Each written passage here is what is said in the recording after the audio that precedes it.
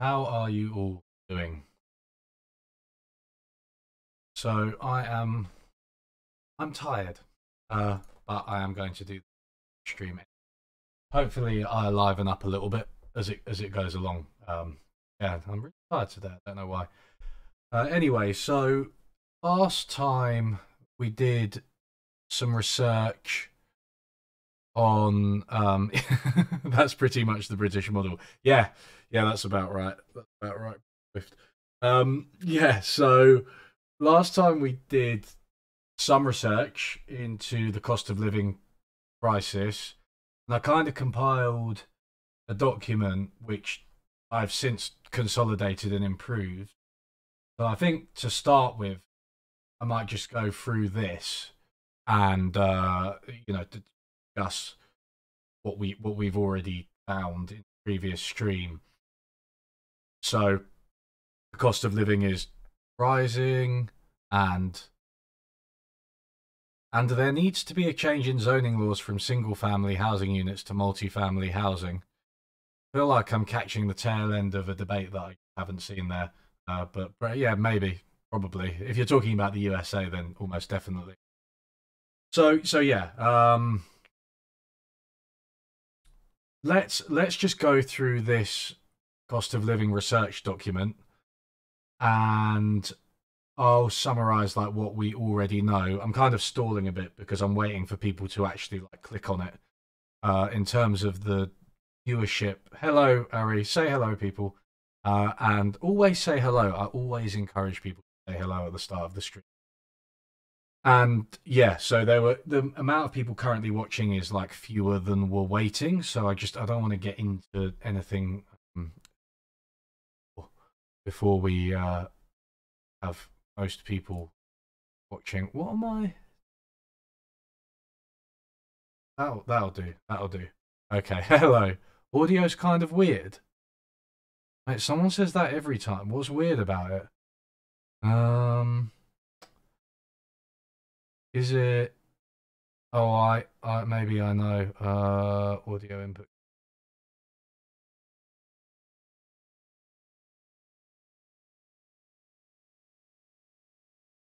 Um, Sound like a robot. That's ridiculous. Why is it? Why does it always do this to me? Does that sound better? Does that sound better? 1 second, because I think I had maybe 2 streams on at once, and that might have been making it sound roboty. Okay, thank God. That was quite simple to fix. Excellent. Yes. Thank God. We're back. We're back at last. We're back after a very, very difficult. Cool. So, this is the document that I put together after talking about the cost of living last time. So let's just go through it and remind ourselves, and I really am talking to myself as well as to you guys about what's going wrong. What's going wrong with the cost of living? So, problem. Many households have been facing stagnant wages for decades, especially when you adjust for things like housing costs, which have increased massively. The purpose of this document is to explore which factors are driving this, and especially what is responsible for those factors. One question I am especially interested in at the time of writing is to what extent monopoly, privatization, and big business in general are driving the increase in the cost of living.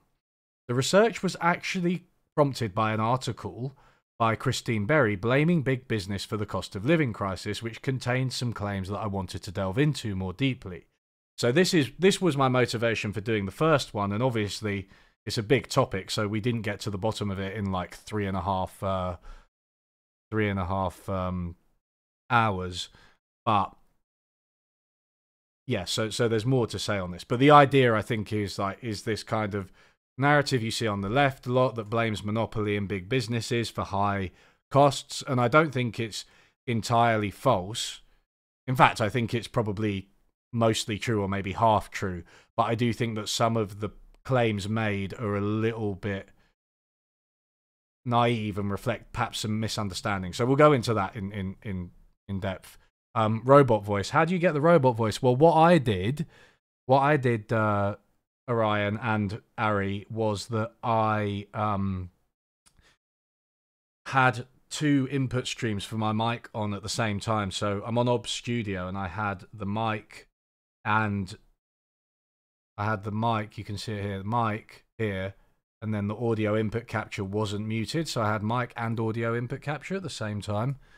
So that produced robot voice, apparently. At least I know that for the future if I need to do robot voice. Part 1 is in the link, is in the description, Daniel. Okay, so Christine Berry. We see the same patterns elsewhere, from care to water, energy to transport. Britain's childcare system is the third most expensive in the world. Bad news for parents, but good news for the private equity investors buying up nurseries. Meanwhile, £1 in every £10 spent on social care is extracted from the system by highly financialised companies that own and control assets within it, contributing to an eye-watering 30% increase in costs for self-funded care since 2012. Rail fares have risen in 20% in real terms since privatisation, and water bills 40%, with excess profits inflating the latter by an estimated £2.3 billion a year. Meanwhile, as the think tank Commonwealth points out, the monopoly owners of the grid are achieving 40% profit margins and pay out over £1 billion a year to shareholders. So this is clearly a lot of this is unacceptable in terms of the increasing costs. I don't think privatisation has worked especially well on a lot of metrics. I agree with that. It's unaffordable to people, and there often seems to be rising prices and poor service while you've got quite high profit margins.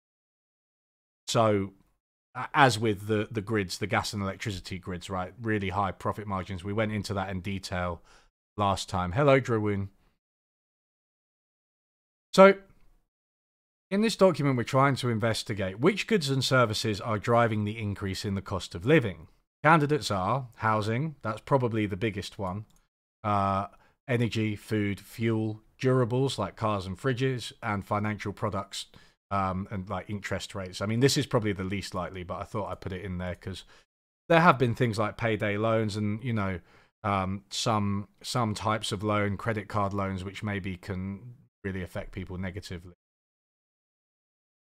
Now, this question is what is responsible for the rising costs? So, is it monopoly power or big business? Does that mean that privatization and rising profits and high executive pay, do they directly account for countrywide increases in the cost of living, in the sense that are the people who own and run these businesses, are they like paying themselves loads more and then basically not improving the service? That's the question, right? And if so, there's kind of a sub-question here, which is like, how direct is the mechanism? Is it, how do we do the levels?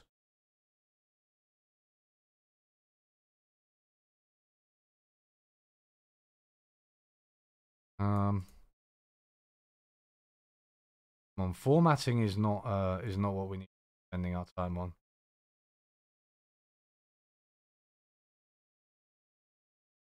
More bullets. Whoa. Okay, that'll do. That'll do. No, wait, not A. Was there just like a press tab? Oh, thank you so much, Majora. Is that named after Majora's Mask? And thank you also to Arnold's and Chris. So the privatization. So the sub question is would simply redistributing high pay and profits make noticeable? Can I spell noticeable? Maybe.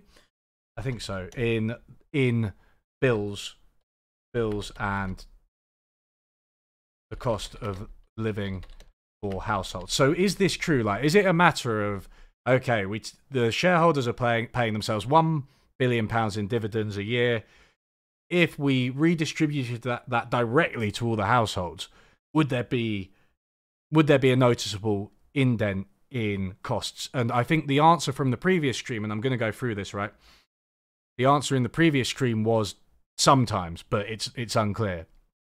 Sometimes it's that direct. Often I find it's a little bit more subtle. I'm actually gonna let's just maybe that's a bit better with the chat.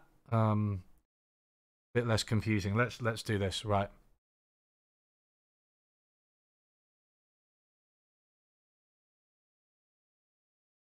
So I'm dropping out after my first year in econ majors at US Madison. Do you think I will be able to have a career in economics?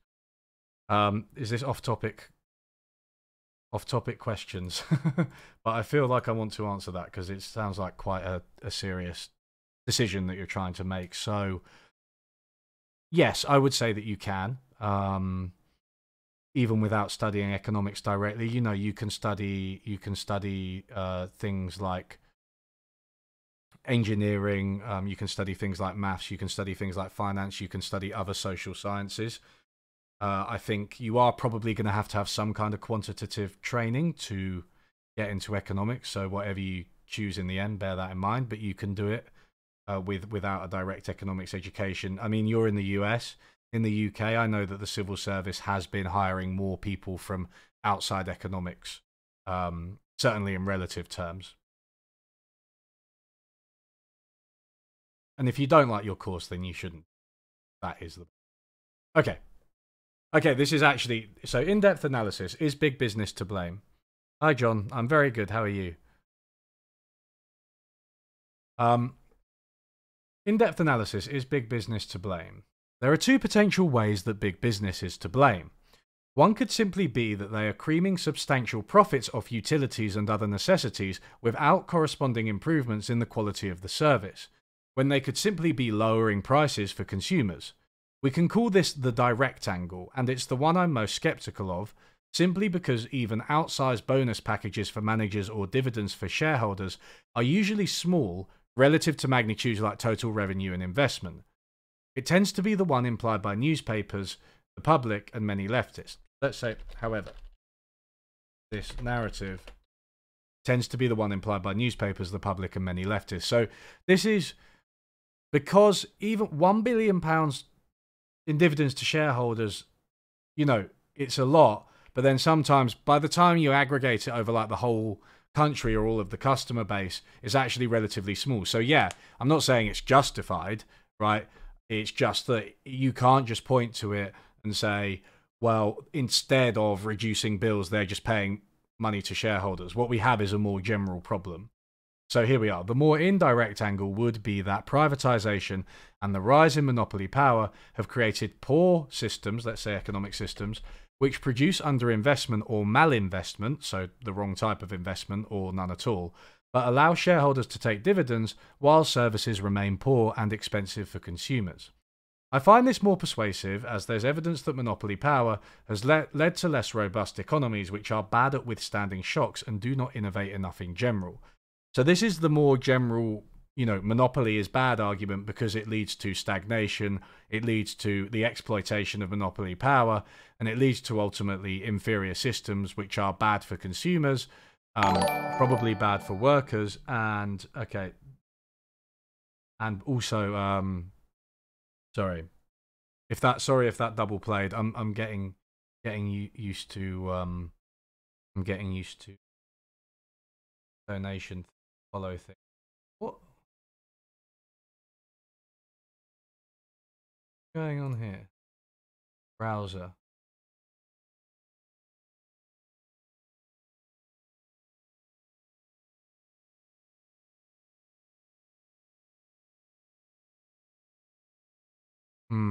I feel like I've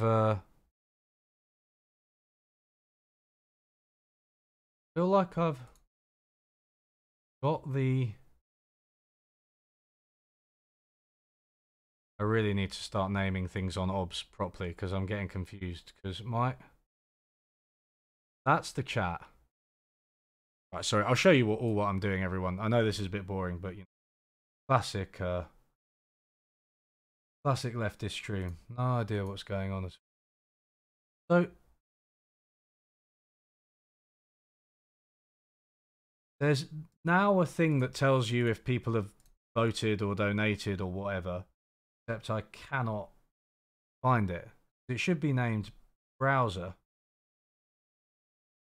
but it's not. um,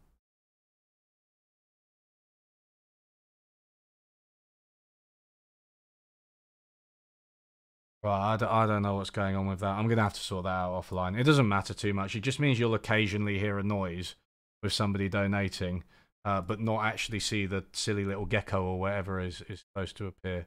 What's that? That's something else.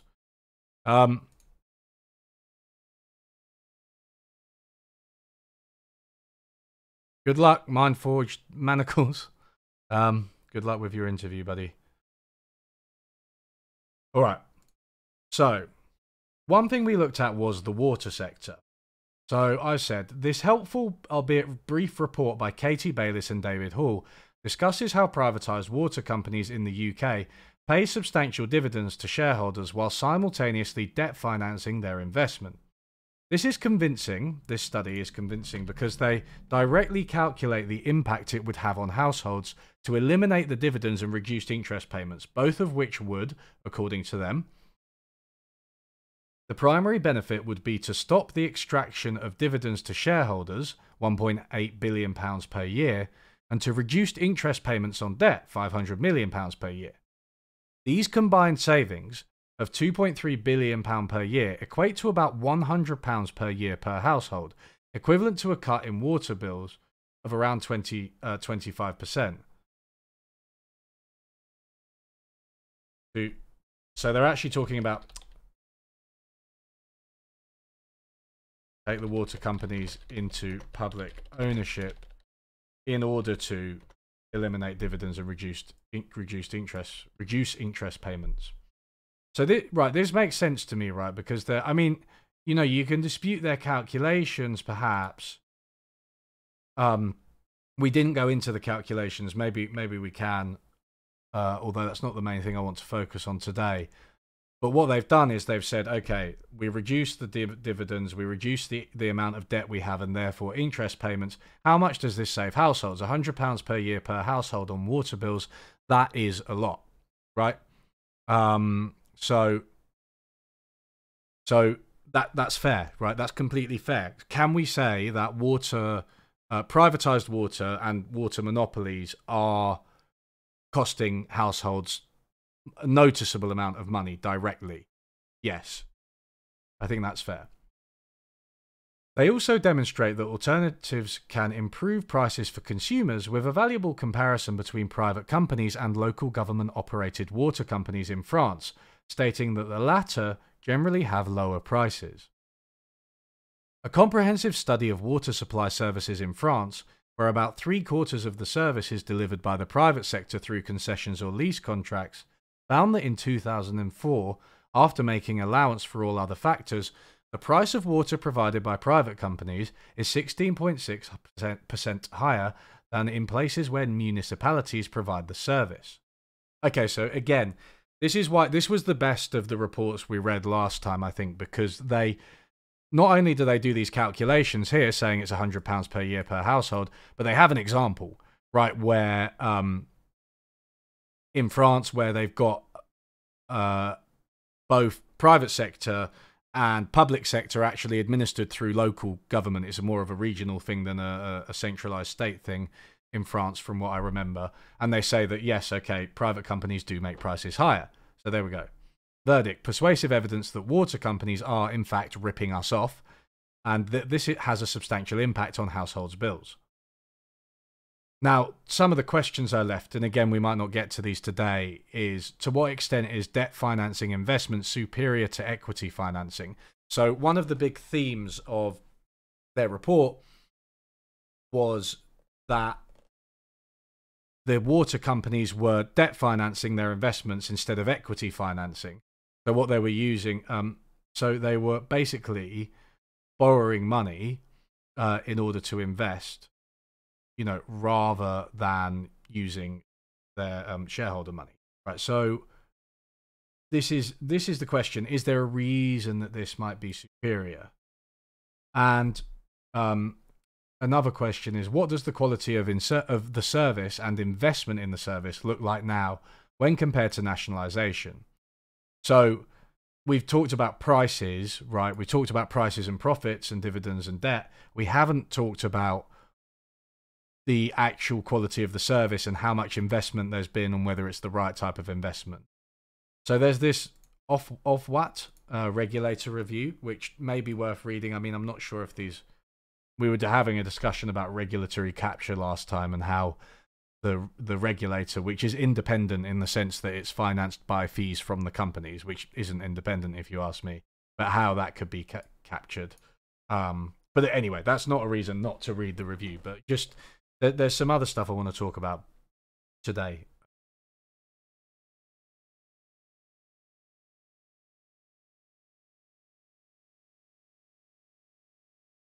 What's the weight of water bills in cost of living? Good question. I actually saw an interesting thread on Twitter today, which I think I have saved. What's going on here?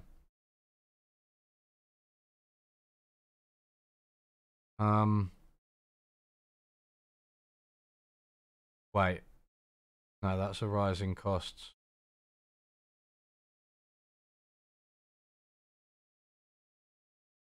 British household.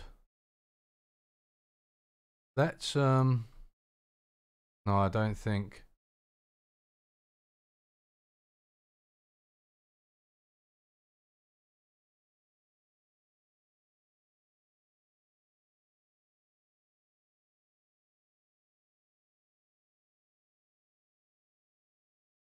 Here we are, ONS. Well, no, sorry, it's not the ONS, but they're using the ONS, right? Here we are. This is what you asked, BT.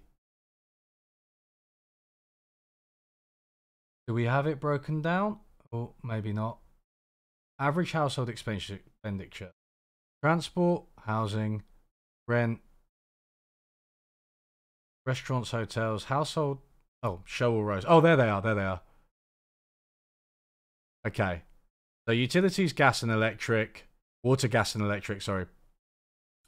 £151 a month, £1,900 a year. That's 6% of the budget. So they reckon £100, right? So you're reducing that number by about 5%. If you follow the logic of that report on water, you're reducing that by £100, and yeah, that'll be about 5%. So you know, it's not a massive percentage, but £100, you know, it's noticeable, and it's noticeable especially if you're on the bread line.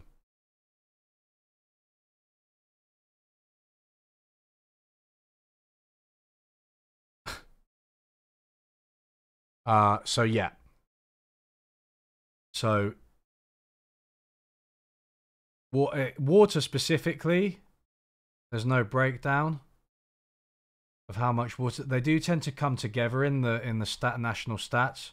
Oh, here we are. Here we are. Okay, so water's actually a small amount.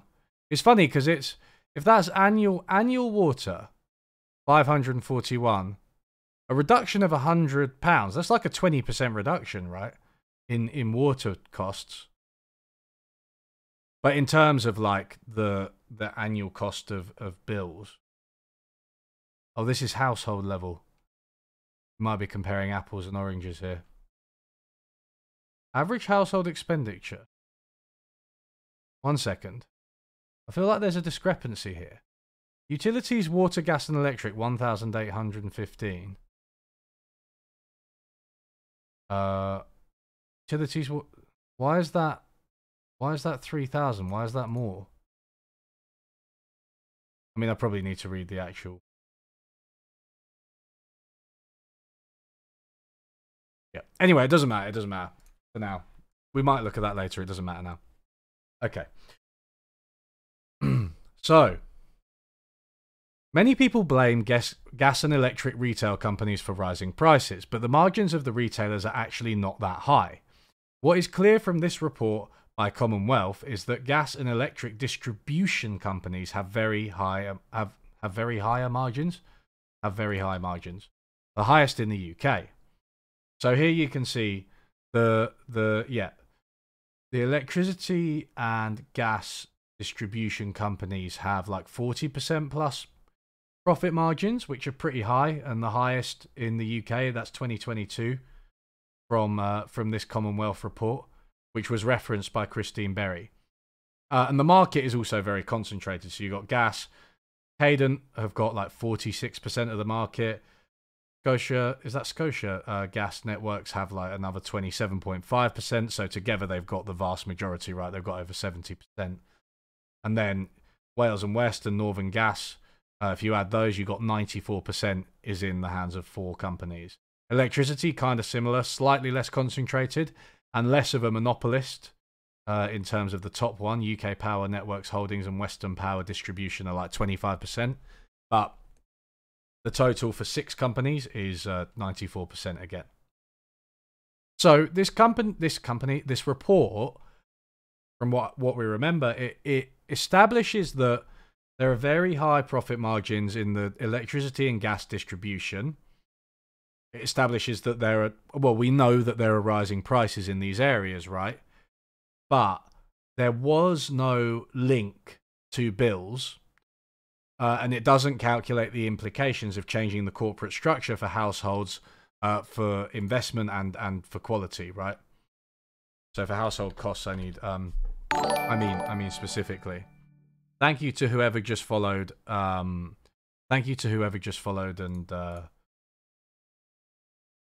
or donated or something, because I can't see it. I am actually. Okay, so there's nothing wrong with concentrated markets. Well, I would dispute that. Tracking the core of stuff and more, lol. That's a very long name. I'll just call you tracking from now on. Because essentially, the more concentrated the market power, the more companies can raise prices on consumers and the more they can get away with not investing. And especially if you're talking about markets like this, where there are extremely high barriers to entry, right? I mean, in terms of setting up like a gas network, that it's an extremely difficult thing to do. It doesn't often happen that people set up new companies. These things are natural monopolies, and I think, yeah, you end up with price gouging, at least potentially. Okay. So the verdict on gas and electric, is that there are high profit margins, but it's not clear whether or how these are driving the higher prices faced by consumers, and we need more research. And so the final example that we've already done, I'm going to add fuel here. We've got some stuff. We've got some stuff to do, everyone. We've really got some stuff to do. UK rail privatisation has been criticised a lot, and for good reason. We have high prices, frequent delays, overcrowding and poor coverage outside major cities. However, the question of whether prices could be substantially lowered by reducing shareholder dividends seems to be a definitive no. The report on the Great Train Robbery states, so this report on the rail privatisation in the UK is it's about the role of shareholders and investment and prices since 1992. And they say, the metaphor of train robbery provides us with an analogy and disanalogy. In the first Great Train Robbery of August 1963, a gang of South London criminals robbed the Royal Mail by stopping the Glasgow to London mail train, coshing the driver, and then in a human chain passing some £2.5 million in cash from the high-value packages carriage into a waiting truck. The second Great Train Robbery, as described in this report, is about companies that managed a bigger heist of public funds by running trains up and down the lines after rail privatisation.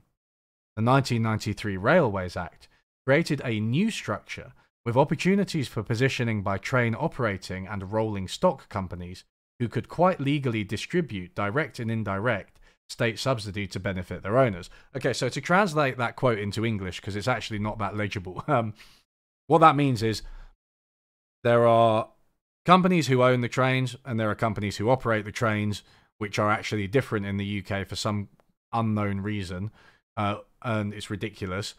And they also, all of these companies get subsidies, right, to run the trains, and they get a lot of state subsidy, and they also seem to pay their shareholders a lot of dividends, despite rising prices and despite what many people think is a poor service.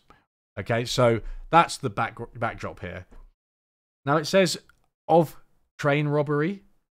The analogy is a nice one because it brings out the important point that the proceeds of train robbery are in both cases fairly modest sums, which are nevertheless very attractive in terms of reward for effort. The £2.5 million stolen in 1963 had to be divided between more than 15 full gang members into individual shares of about 150,000, and, after inevitable deductions for safekeeping, none of the gang members, except possibly Gordon Goody, don't know who that is, was set up for life. Nevertheless, the full share was attractive in terms of reward for risk, because the train gang members' share was much larger than the average smash and grab. Much the same point could be made about the TOCs. The sum extracted as dividends in any 1 year is modest in relation to the subsidy or operating revenue. As Exhibit 7 shows, in 2011, the dividend amounted to a modest £160 million against public subsidy of £2.5 billion and revenue of £7.6 billion. Right, so again, shareholders making a lot of money out of the privatised train companies for themselves with very low risk because the train companies are subsidised, but they are the amount, when you place them in the context of the industry, the amount given to the shareholders is just not that much. It's not enough to say, well, let's get the dividends and redistribute them to the passengers and then that'll reduce costs. It would be a drop in the ocean, right? So the verdict is that shareholder dividends in the case of trains are not sufficient. Okay, Google, be pedantic, are not sufficient to be used to reduce consumer prices, so the problem is a deeper systemic one with the current UK train system. So it doesn't mean the train system is good, it just means that it's too simplistic to be like, oh, well, there's all these dividends, let's just give them to consumers or workers or whatever. We're in hell. Sam. Hello, Sam. How you doing, buddy? I haven't watched your most recent video. But I'm looking forward to watching it. It seems like an absolutely vintage We're in Hell video about a reality TV show that created a cult by accident. But for anyone who doesn't know We're in Hell's channel, check it out. But we're doing some things that are maybe a little bit drier today. We're going through the reports of various companies, right? So. Now, here's to this point, right? Here is something that. Oh, what? Wait, why does the BBC ask you to sign in when they just know that like people and nobody cares? Right. Windfall. You've always wanted to do a stream like this. Why don't you do one? There's nothing stopping you. Is it your attention span? I have a bad, a pretty short attention span, but it's better when I've got chat keeping me sane and egging me on. Right, okay. So let's just, I'm going to maximize that. Oh, that's so annoying with chat. I'm going to have to just. Oh.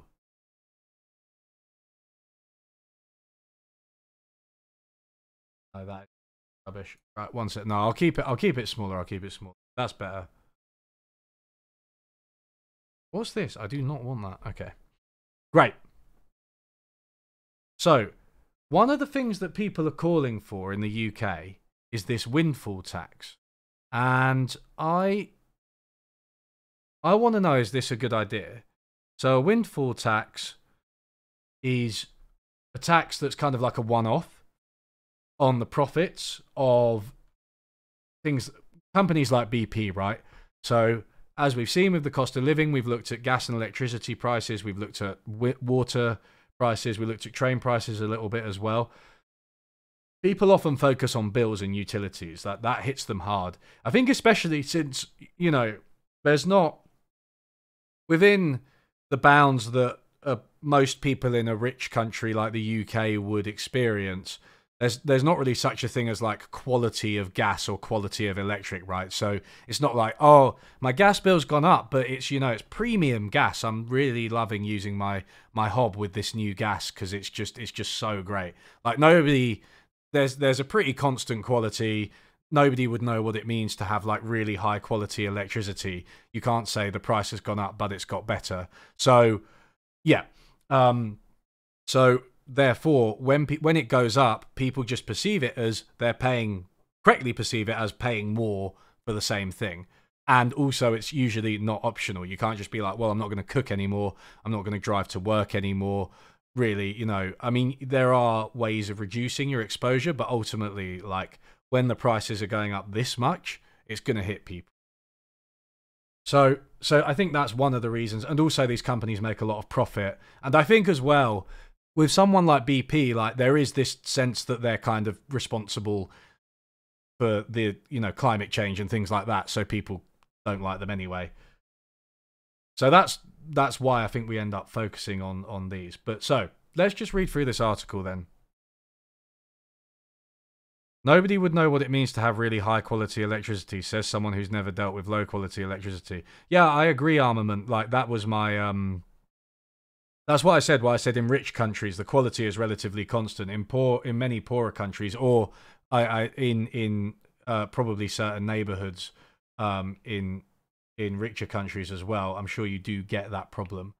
But I think like the point was that when gas prices and electricity prices go up, people just think, well, this is the same product for much more money. So I'm being ripped off, essentially. Right, let's go. BP's profits for the first 3 months of this year have more than doubled after oil and gas prices soared. The energy giant reported an underlying profit of $6.2 billion or £4.9 billion, compared to $2.6 billion in the same period last year, ahead of expectations. BP said the increase was due in part to exceptional oil and gas trading. Rising profits have prompted calls for a one-off windfall tax on energy companies to help UK households grapple with rising bills. This type of charge targets firms that are lucky enough to benefit from something they were not responsible for. In other words, a windfall. Yeah, okay, so the idea is the price has gone up, the companies get more, and you know, that was luck. So why not pass it on to consumers? Fair enough. BP's profits have been driven by a sharp rise in oil prices, initially led by increased demand as economies reopened following COVID lockdowns. Last November, BP chief Bernard Looney described the energy market as a cash machine. Oil prices, interesting. Like, I mean, you're just putting a target on your back when you say stuff like that, right? Like, I mean, I know it's not substantive. It doesn't, either it is a cash machine or it isn't, right? But if you were BP chief, you are going to invoke public ire and calls for a windfall tax if you say that the market we're operating in is a cash machine. People are going to be like, fuck you, mate. I can't afford to pay my bills. So Bernard Looney, bad at PR. That's what we've learned. So oil prices rose further after war broke out in Ukraine and Western countries imposed sanctions on Russia following its invasion. Russia is the second biggest exporter of crude oil and is also the world's largest natural gas exporter.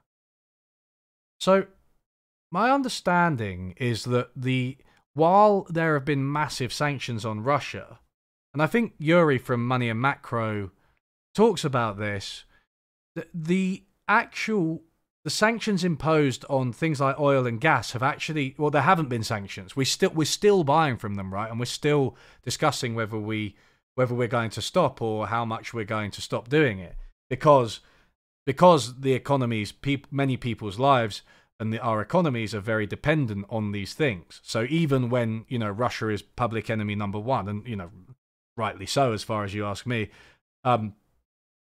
We're still buying a lot of these things from them. But I mean, that doesn't mean, the market. They might have gone down slightly, and the market can react to these things even if actual imports don't go down that much.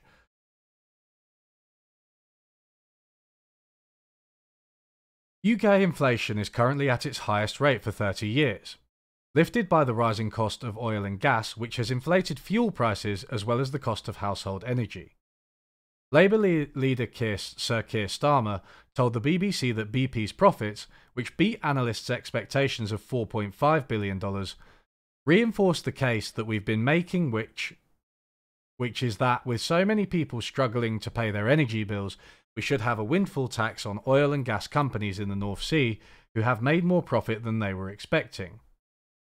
Italy has said that it will increase its tax on energy companies' windfall profits from 10% to 25%, but the UK government is not in favour of such a charge. Prime Minister Boris Johnson said a windfall tax would hamper investment and keep oil prices higher over the long term. He told ITV, if you put a windfall tax on the energy companies, what that means is that you discourage them from making the investments that we want to see that will, in the end, keep energy prices lower for everybody. Okay, all right, so this is standard, right?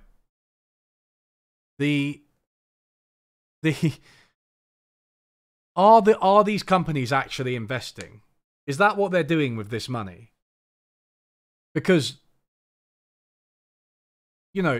firstly, how much are they investing and how much do they need to invest in order to, reduce prices, whatever, increase coverage, increase quality, whatever that may look like. And, I mean, one other thing to say would be how much is needed to invest to stop extracting oil at all and move towards something else. I think that's a big question. But Boris Johnson, I mean, this is a BBC article, right? We're at the tip of the iceberg at the moment. We're going to go into much more depth. But Boris Johnson, I'd like to see some figures on investment from the BBC. Maybe they'll say them, actually. Let's carry on. Liberal Democrat leader Ed Davey, who? Honestly, said energy companies should pay a little more to help the most vulnerable. The Conservative government's refusal to introduce a windfall tax on the super profits of oil companies is becoming impossible to justify, he said. BP is raking in eye-watering profits while millions of people struggle to pay the bills. Yeah, so this is the standard narrative I've been talking about, right? They're making lots of money and there are people struggling to pay their bills. Implicitly, maybe we should use that money to help people pay their bills instead of just helping shareholders or executives or just corporate surpluses that don't necessarily go anywhere. Chancellor Rishi Sunak has previously said that he would explore a windfall tax policy if companies did not invest enough in the UK's energy supply. Okay, so that's a sensible statement from Rishi Sunak, in my opinion. I mean, I'd like to know more. Bernard Looney, not good at PR. On Tuesday, BP announced plans to invest £18 billion in green and fossil fuel operations in the UK by the end of the decade. Right, but that's 8 years, right? So like 18 divided by 8 is like 2.4, 2.3, 2.25, sorry. And so £2.25 billion a year. But it also said it would buy back another £2.5 billion of its shares and keep dividends payments to shareholders at 5.46 cents a share. Okay. BP says it expects to pay £1 billion in taxes for its 2022 North Sea profits, on top of around $250 million that it has paid annually in other taxes in the UK in recent years. Mr. Looney said, "We're backing Britain. It's been our home for over 110 years, and we've been investing in the North Sea oil and gas for more than 50 years.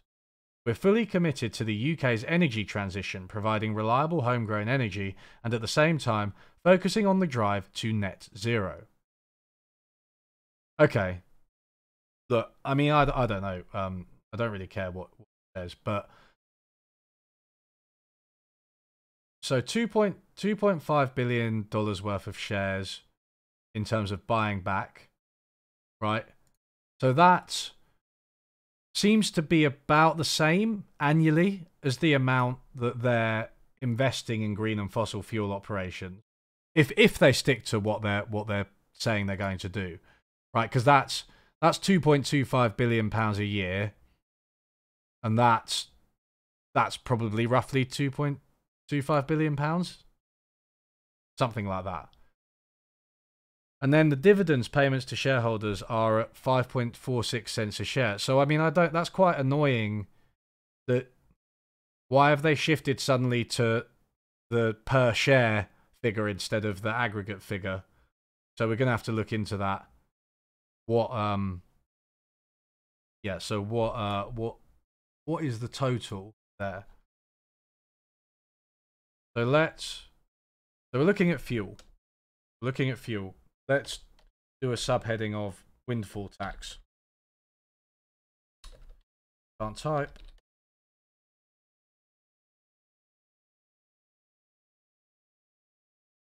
Let me just check chat for a second.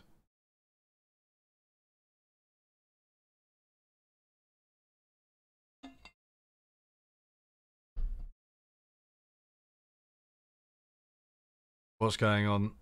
Jesus.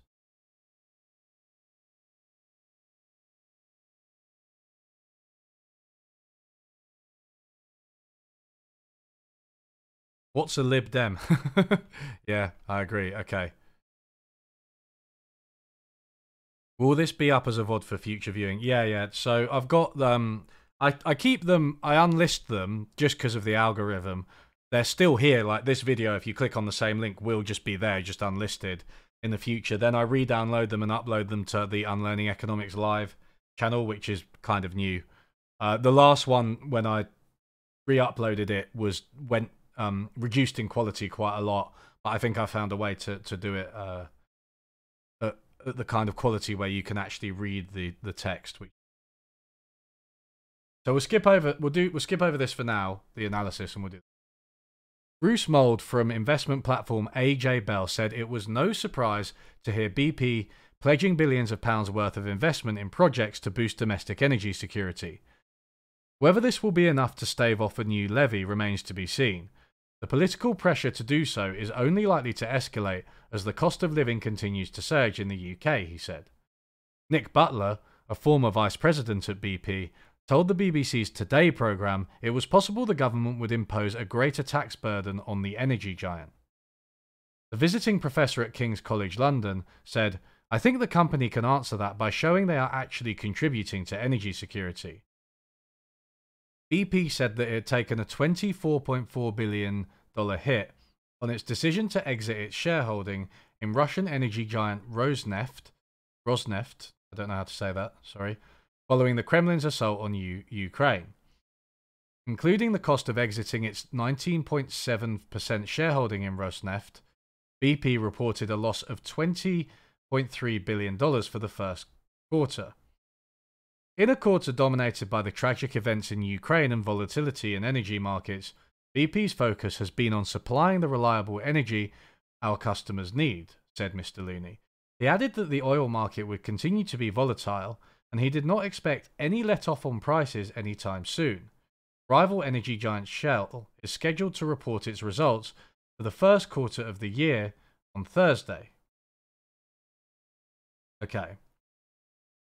Simon Jack, this is very short analysis, Simon. BP's promised to invest £18 billion in the UK over the remainder of this decade, and its estimate it will pay about £1 billion in UK tax this year seems to have headed off the threat of being hit by a windfall tax. While the £18 billion figure is just totting up investments already planned, it is a larger proportion of their global investment than in previous years. While the final decision on tax is the Chancellor's, the investment was welcomed by the Business Secretary, and the Prime Minister again played down talk of a swoop on oil and gas profits. Opposition parties are not convinced and pointed to BP's target of using 60% of excess profits to buy back shares and the rest to pay down debt. Okay. So 60% of their profits is buying back shares, right? and the rest to pay down debt. I mean, I don't know what's so bad about paying down debt. I'm not gonna lie. Like, I mean, you could say that it was a bad decision to debt finance in the first place, and you've wasted money on interest payments. But yeah, I don't think saying they're paying down debt at this point is a bad idea necessarily. So I wouldn't put that in the same bracket as buying back shares, right? With Shell expected to post even higher profit numbers later this week, the debate is sure to continue. Okay. So what I want to get to the bottom of, BP.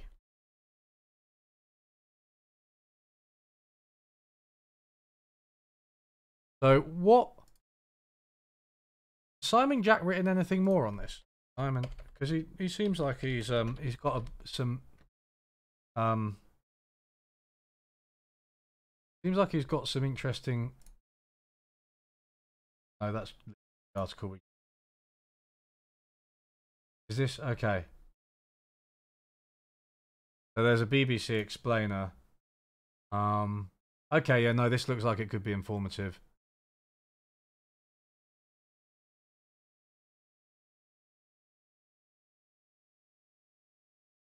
I mean, I'd like to get beyond just articles, but the thing is, because this is so current, the time for like more in-depth reports has not passed. But yeah, no, we'll get into it. So BP.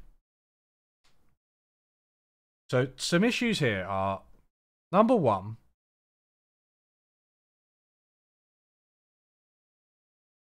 they have made a lot of profits.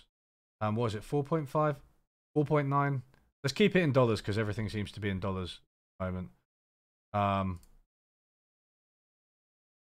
Have exceeded expectations in their profits, making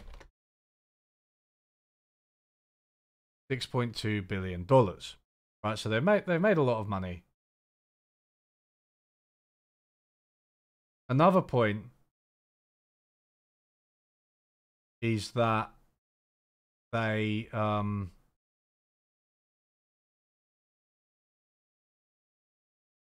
they're going to invest, right? Investing. It's really, why does this article switch between pounds and dollars so much? Right, let's keep to pounds then.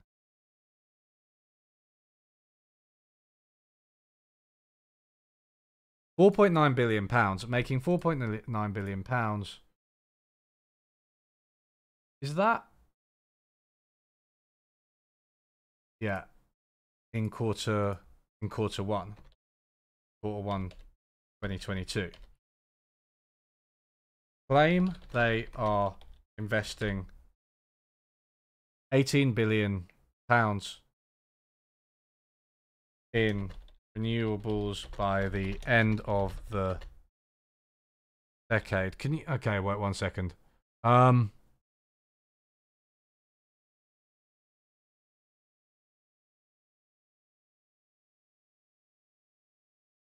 Yeah. Okay, 1 second.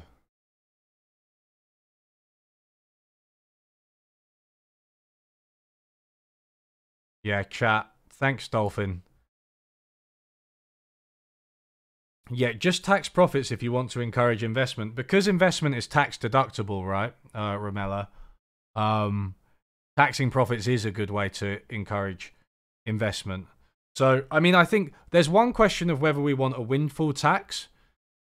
I think the problems I would have with a windfall tax are, one, it's kind of arbitrary and knee-jerk, right? So it's like, oh, something's happened, we're going to randomly tax companies, and I would rather have something that's more continual, like what you just said, which was just increasing taxes on profits, or perhaps on capital gains to discourage dividends, or even, you know, financial transactions and share buybacks, for instance.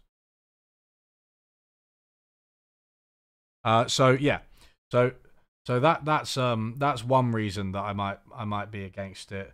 And I would just say that a more general tax, just increasing a general tax on a sustained basis, is probably a better way to reduce bills. You know, not just this year, but next year. You know, if the money's used to help families, and would also, you know, potentially could be constructed in such a way that it would be good for investment. So I'm not so sure about windfall tax, but that's what we're trying to find out, right? Should we have a windfall tax? So, see, right, $2.5 in pounds, exactly £2, exactly. Astonishing. Okay, so therefore that's 2 billion. So 2 billion.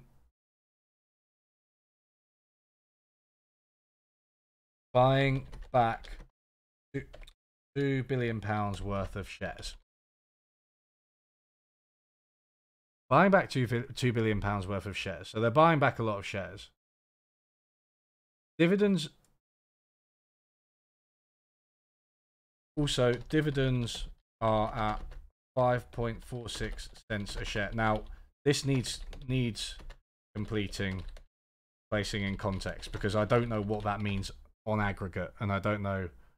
Yeah, I don't know what that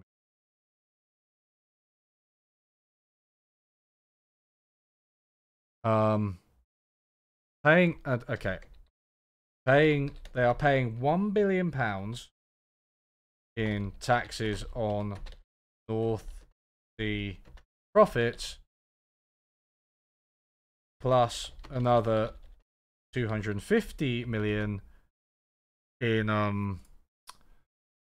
other taxes in the UK in recent years. Annually. Oh, annually. Okay, sorry. Yeah. So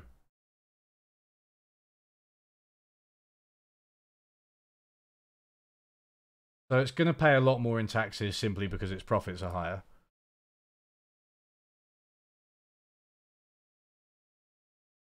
But is that, are they saying that, is this just, I mean, this is just where you got to watch for the bullshit, right?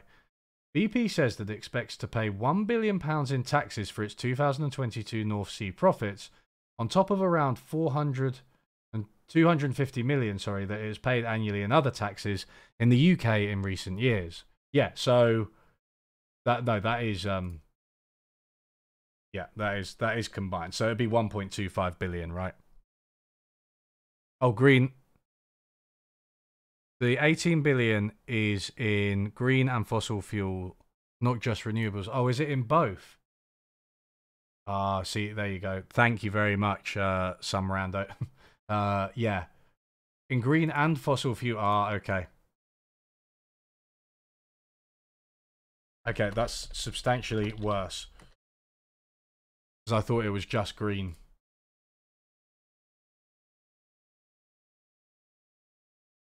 So BP said it has taken a 24.4 billion hit on its decision to exit shareholding in Rosneft. So what's that in 24.4? I mean, it's going to be, yeah. So taken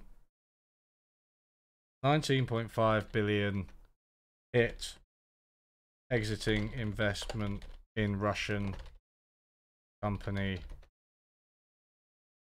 Rosneft. Rosneft. Okay. Cool. So these are the salient facts of the matter, right? They've made this much in one quarter, right? £5 billion in one quarter. They're investing £18 billion over the next 8 years.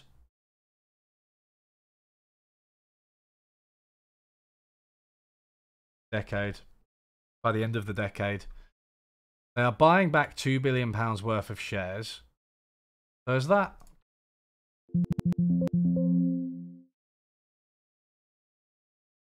Where's the point about shares? So I guess it's, yeah, buying back shares. I guess that's in over the same period. So that's kind of right now.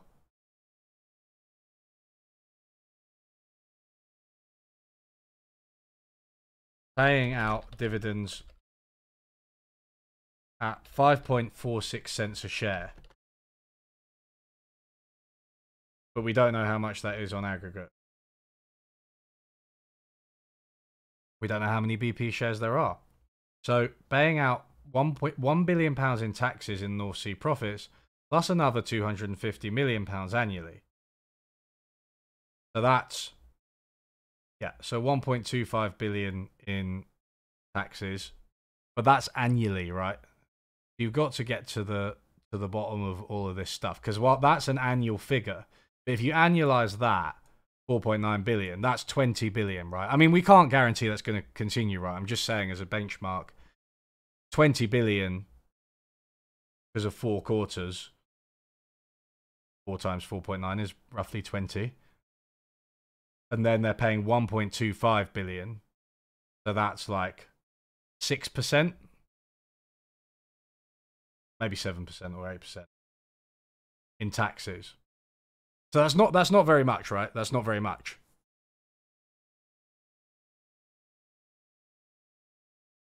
So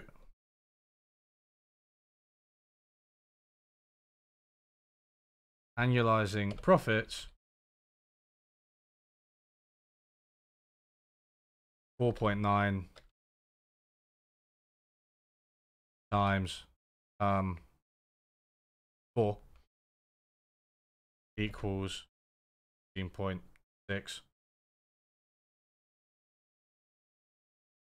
19.6 billion. Taxes paid 1.25 billion. Let's do the actual calculation. 1.25 over 19.6. Wait. Yeah. No, it is 6%. Okay.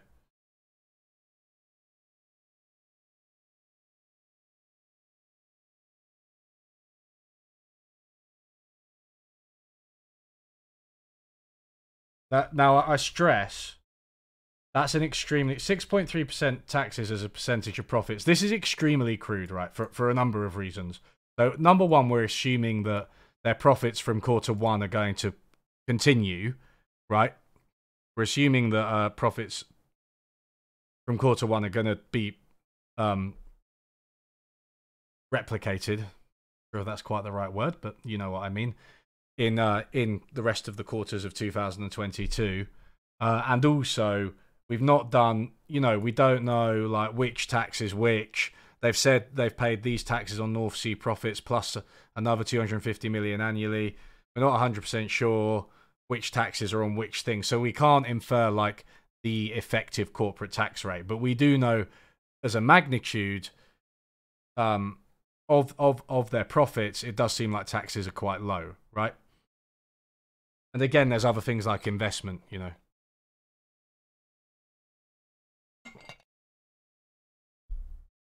Okay.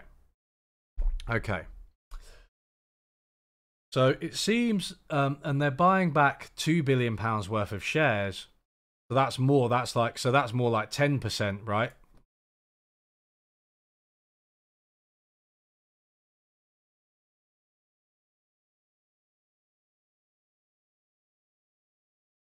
Share buyback is like 10% of annual profit,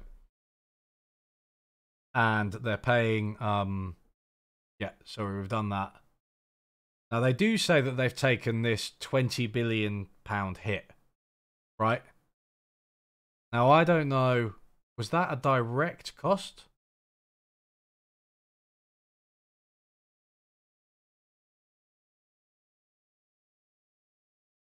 And so they've lost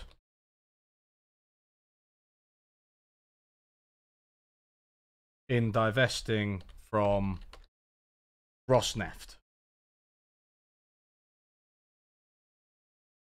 Now that's the type of thing when, and you know, again, I kind of stress, I don't care about BP as such, but it's the type of thing where I think, okay, right, there are some losses elsewhere, and therefore, is it actually sensible to hit them with a windfall tax, right? Because if you're looking at the windfall tax, it's like, as it said at the beginning of the BBC article, right? A windfall, a one-off. This type of charge targets firms that are lucky enough to benefit from something they were not responsible for. In other words, a windfall. And that's like fair enough, but then they also lost out in something that arguably they were or weren't responsible for. I don't know, but it was certainly, it's the same event, right, that's driving these things. So they lost money. And their overall loss for the first quarter was 20 billion, right? Which obviously makes sense because they've got about 4 billion of profit and about 24 billion of loss, and plus some other stuff, right? But you know, that's roughly right? So let's just convert this. Well, that's 20.3. Let's convert this into pounds.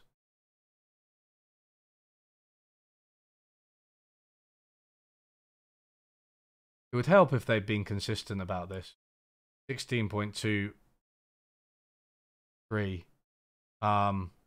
So overall loss of 16.23 billion pounds.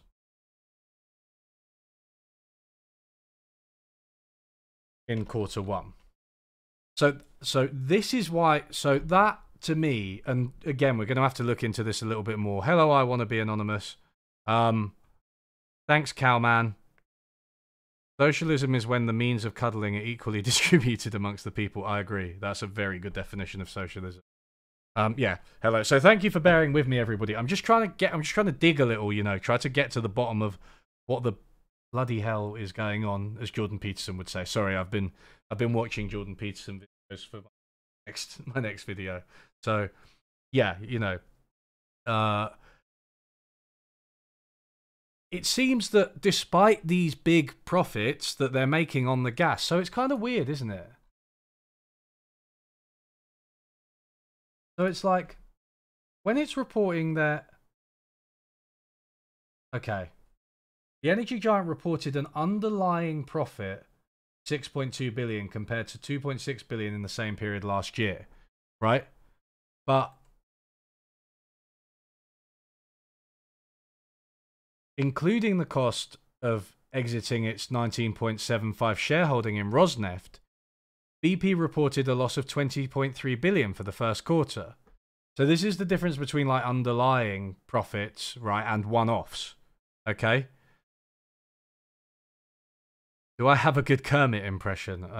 Yeah, maybe. I don't know.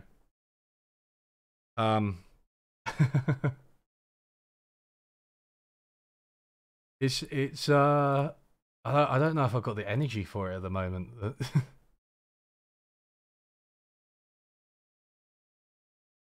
So it seems like they have actually lost money on, you know, in practice they've lost money, right?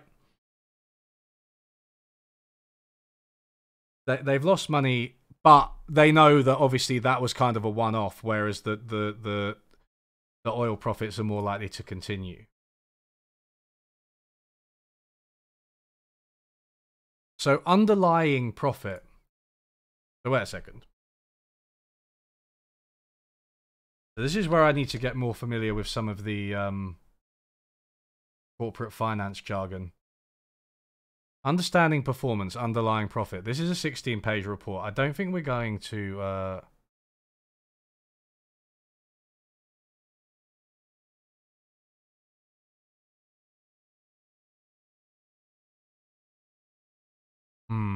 Let me just scan over this for a second before I... No, I don't think that's okay, right, okay, so we're on Investopedia. This is the level of research that we're on We're on here, everybody. We're on Investopedia.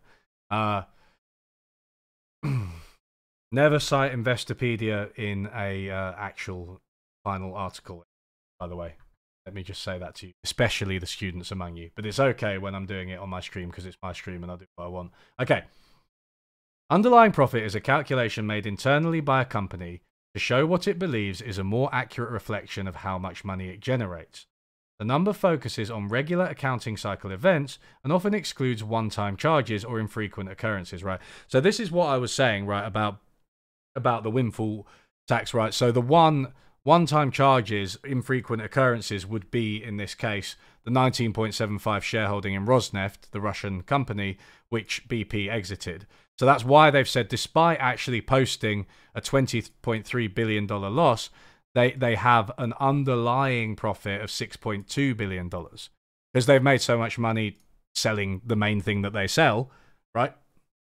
Oil or gas if you're American, right? Yeah. No, Investopedia is great. Like, honestly, Wikipedia, I'm not like blanket about them. Investopedia, Wikipedia, Tutor to You, they're great as a first port of call. It's just like, that's where your research starts, right? Don't let it be where your research ends. Anyway, underlying profit differs from the required accounting profit that is recorded on financial statements and other mandatory documents that follow preset practices, rules, and regulations. Key takeaways: underlying profit is calculated internally by a company to show what it believes to be an accurate reading of its profit position. The number focuses on regular accounting cycle events and often excludes one-time charges or infrequent occurrences. Each company has its own version of underlying profit, taking the accounting profit and then making adjustments as it sees fit. I'm not sure how much we're going to get out of... maybe. No, let's carry on. This is a short article. When companies publish their financials, generally accepted accounting principles require them to disclose how much profit they generated. This is calculated by subtracting all dollar costs from revenue, the same calculation used to determine how much income tax to pay. Often companies will choose to supplement this figure with their own calculation.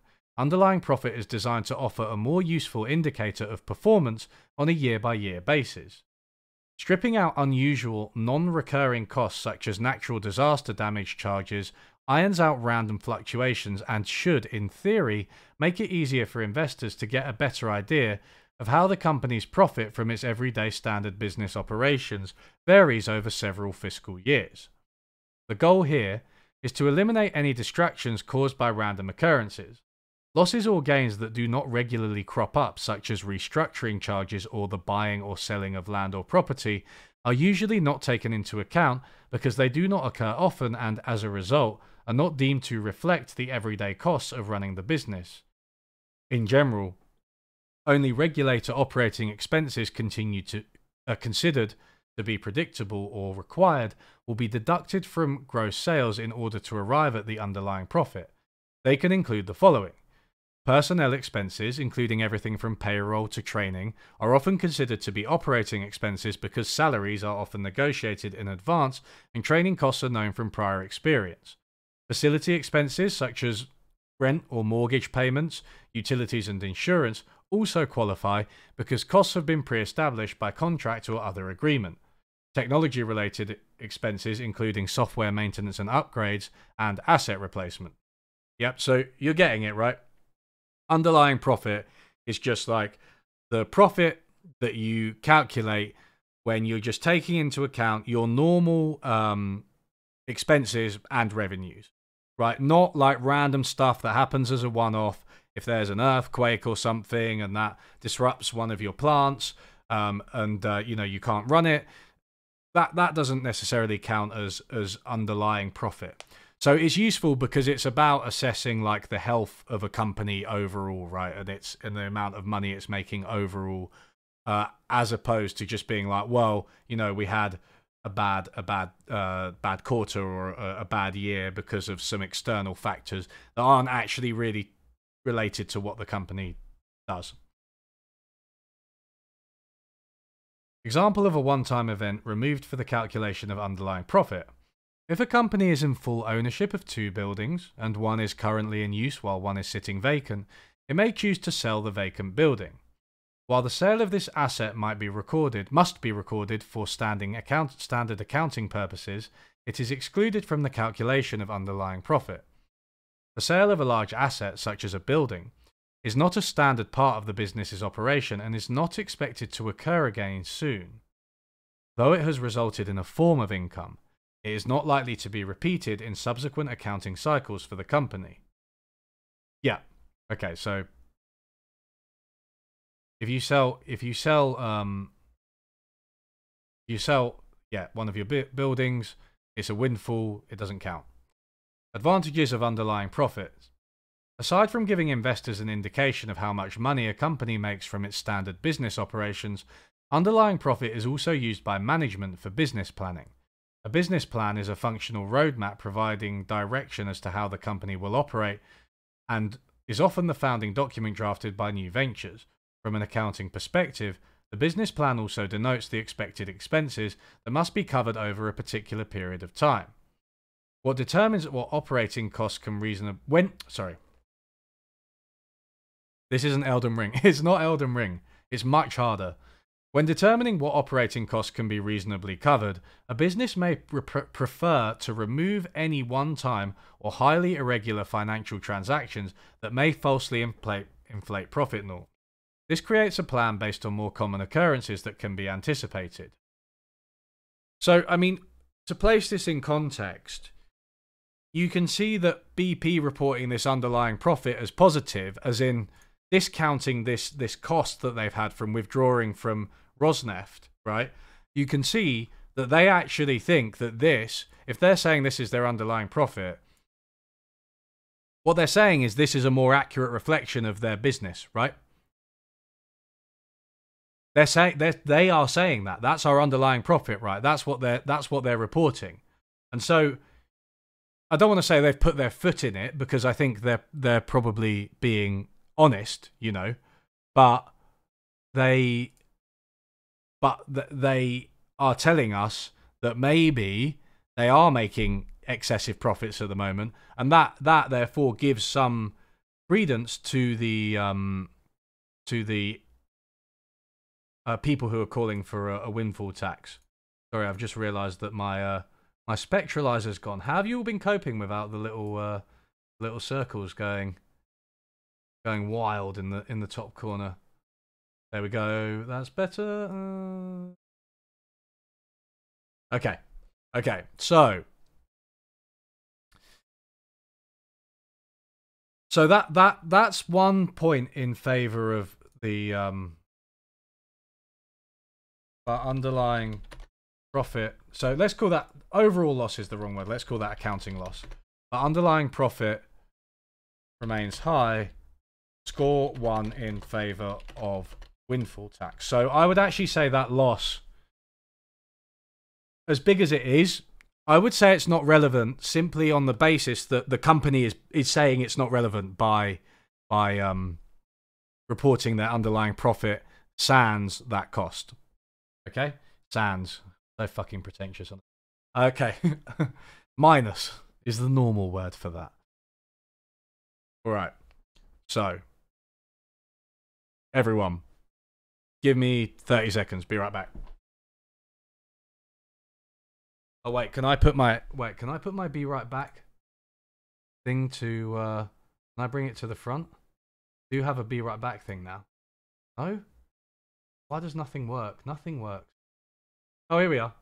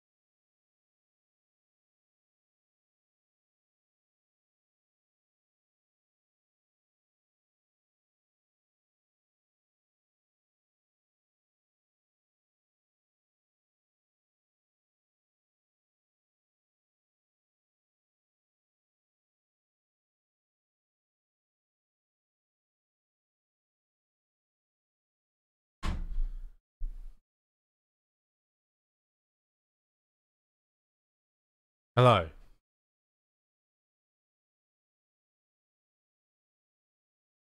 Back. Okay, great. Great stuff, great stuff. It's very unhelpful, unhelpful listing of numbers, including the mods. Honestly, you should be ashamed of yourselves. Right, okay. So how different is this article to the one we've already seen? I feel like this is actually the same article, basically. Rishi Sunak told Mumsnet. Okay, no, wait. Let's go with what has Labour said, because there's a bit more here. Labour leader Keir Starmer told MPs on the 27th of April, North Sea oil producers are making so much unexpected profit that they call themselves a cash machine. That cash could be used to keep energy bills down. Yes, this is it, right? This is what we're investigating.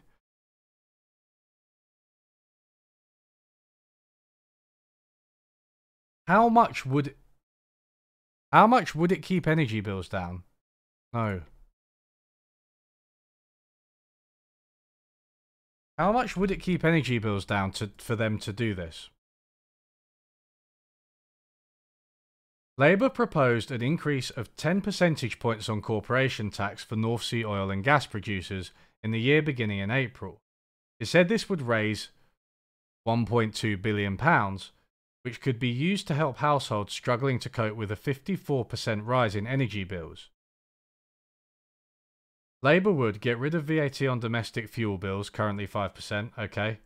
Increase the warm homes discount from £140 to £400. Extend this discount to 9 million families, up from the 2.2 million that currently receive it. Okay. The Liberal Democrats also support a windfall tax. So it would raise £1.2 billion. So let's do some crude calculations here. Average UK household budget 2021. This is 2021 data, but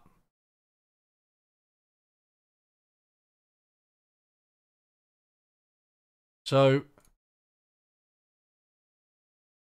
actually, how many? £1.2 billion per household. How many households are there actually in the UK? That's a good question. I actually don't really know. UK households spend £588 a week or £2,500 a month to cover living expenses, including a roof over our heads, food in our bellies, clothes on our backs, and transport to and from work or school. But costs are higher if you have a rent or a mortgage. We've analysed data from the latest 2019-20 Living Costs and Food Survey. Okay, so this is actually 2019-20 data. In order to better understand average spending categories across these major categories, spending levels across these major categories and more.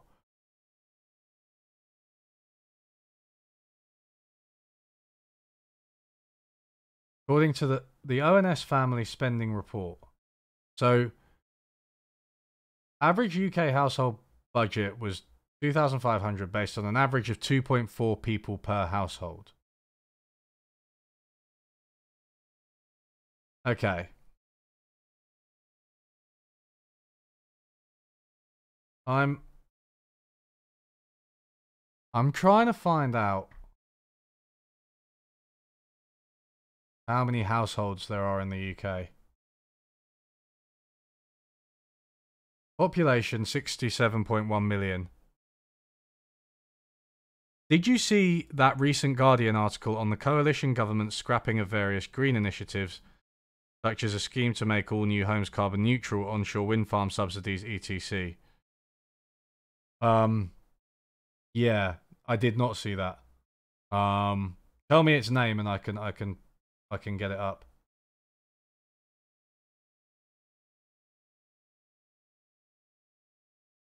We estimate the UK population. So it's interesting how it's not actually that easy. You can find population stats so easily. But in terms of the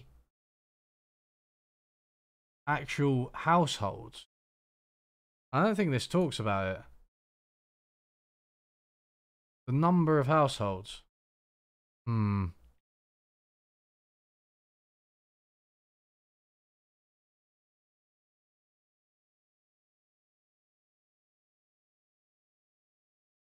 don't really like. Oh, here we are. There are an estimated 27.8 million. Right, so if we got 1.2 billion,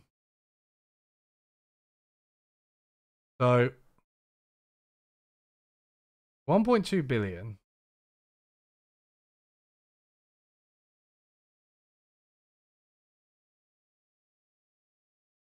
I need no. I need an advanced calculator, scientific calculator. So 1.2.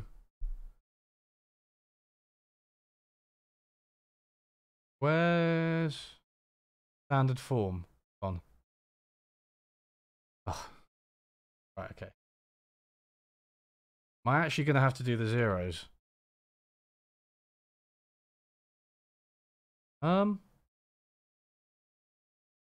Here we are. Here it is. E to the 9 divided by, or was it 27.8 million? Divided by 27.8 e to the 6.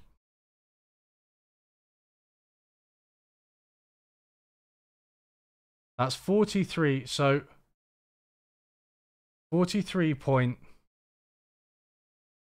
Let's say 43 pounds. 43 pounds per person. Right, so we following this, right? Just essentially, if we increase, Labour proposes increasing corporation tax by 10 percentage points for North Sea oil and gas producers. And it said it would raise, its estimates say this would raise £1.2 billion, which could be used to help households struggling to cope with a 54% rise in energy bills from April. Right, and so if you divide that by the number of households, and I stress that's not individuals, right? The number of households in the UK, so then you get £43 per household saved annually. There's a 10 percentage point rise in corporate tax as a one-off would raise £1.2 billion.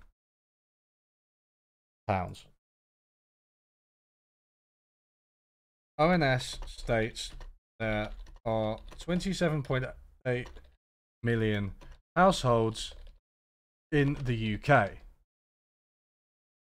This works out at £43 annually per household if distributed directly. Now, place that in the context of place that in the context of how much people pay for, I mean, fuel, oil goes into a lot of different things, but just as a benchmark, let's compare it to how much do people pay for electric and gas, right? Annual electric and gas is, let me just make sure I've got my sources here. Electric and gas. Annual electric and gas is sorry, I'm getting lost in my own tabs as usual. Is £1,274. per household. That's per household. So this would fall to 1, 2, 3, 1. Right? A decrease of, get the calculator out again. 43 over 1274. 3.4%.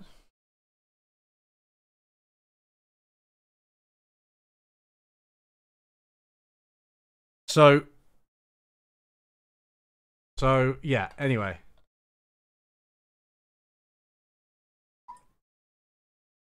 So that's like annually. It's not, I wouldn't say it's a month's worth of gas. I wouldn't say it's a month's worth of gas, Jamison. I'd say it's half a month's worth of gas.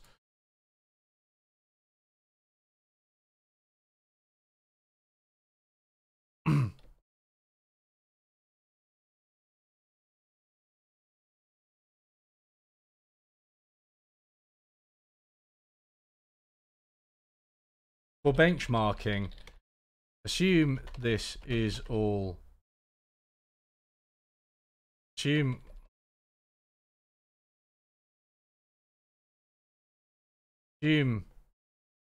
this hits solely electric and gas. Now, this is an unrealistic assumption, but I'm just trying to get into the, you know, what are households' budgets compared to the amount of money we would save if we had this windfall tax. Roughly half a month's worth of gas. I mean, this is what I'm trying to say, right? This isn't very much if you distribute it to households. I didn't mention statistical software. I know you asked about it. Use Stata. Economists use Stata even though it's terrible. Maybe learn R as well. Python, unnecessary. LaTeX, I mean, it's just about looking fancy. I think LaTeX is a waste of time. SPSS, no. And, you know, JavaScript and things that are more advanced, not unless you're making agent-based models. But anyway, look. What I'm trying to say is this just isn't that much money. This is why I'm skeptical of statements like this. North Sea oil producers are making so much unexpected profit that they call themselves a cash machine. That cash could be used to keep energy bills down. Now, yeah, okay, look, you know, fine. I don't know, do it. I don't know. You know, I don't know that it would necessarily have negative effects. I'm fine with raising corporation tax on an ongoing basis, not just as windfall. But I don't think when you're talking about... Oh, wait, what have I done there? £43 reduction annually per household. You know, and then if you add the water one, which was like 100, I think. £100 a year.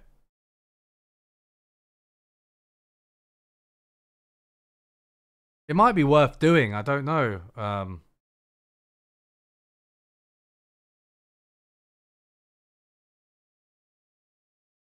The first, yeah, we are researching the rise in the cost of living. I mean, it's in the UK, you know, it's UK focused, but obviously quite a lot of these trends are being felt in a lot of countries, and also a lot of the companies involved, for example, BP, you know, they're multinational companies, right?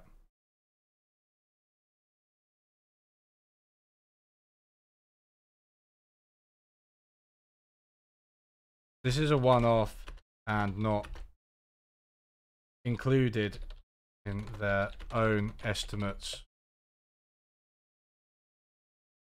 So, my conclusion so far, right, on this windfall tax, so far, companies can afford it. Can afford it because their own calculations exclude well, let's say companies like BP, because I'm really focused on B. Show underlying profit exceeding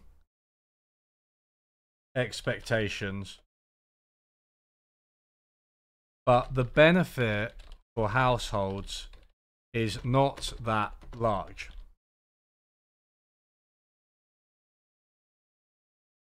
Right?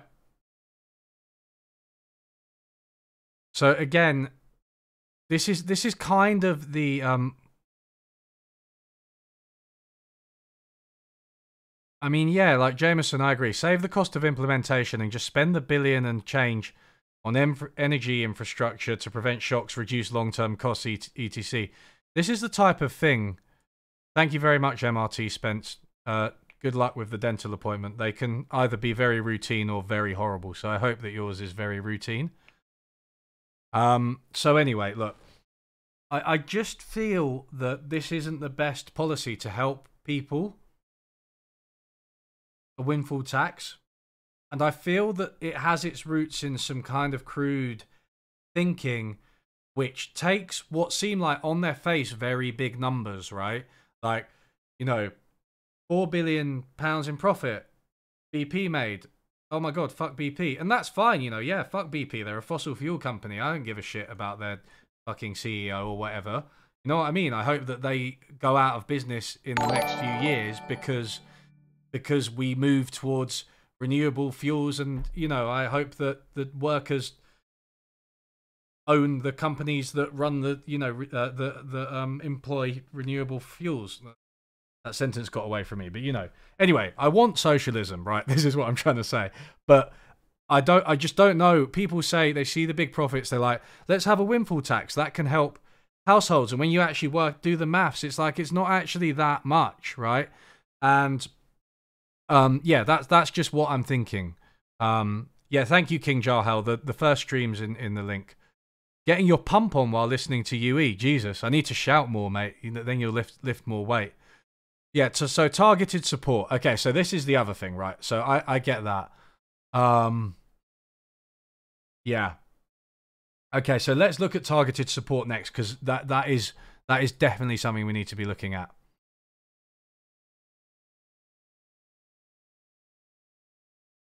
Definitely something we need to be looking at. So let me just get...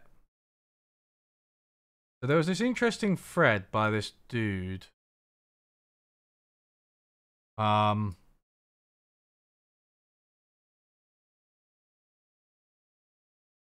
Yeah. So the situation for the Conservative Party is worse than you think. The difficulty lies, however, in explaining how serious it is without falling into the language of hyperbole. So I shall simply list some developments as dispassionately as I can. Lifting the UK's chronically poor productivity has been the goal of successive Tory governments, but it has proved elusive. By the end of 2019, it was 20% below the level it would have reached if it had continued on its pre-financial crisis path. The UK's great wage stagnation. Real wages will still be lower in 2025 than in 2008. Wow. Boris Johnson and Rishi Sunak have announced tax rises worth 2% of GDP in just 2 years, same as Tony Blair and Gordon Brown did in 10. Good. They're Medlockians, Rishi Sunak and Boris Johnson, clearly.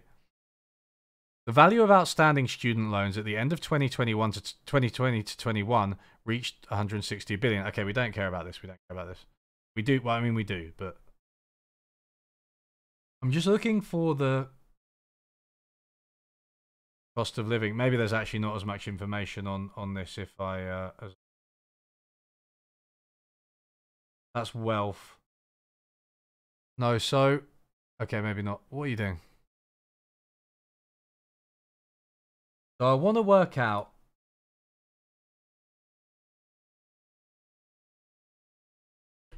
the income distribution. And if we say... One second, actually. Let's take another look at this. Oops. The change in energy bills graph isn't as good as it was actually. It's actually a graph of thanks JDM, but it's actually a graph of the energy companies' costs, which is helpful, but I just not right now. It looks like it's going to be about like the impact on households, but it's not, weirdly.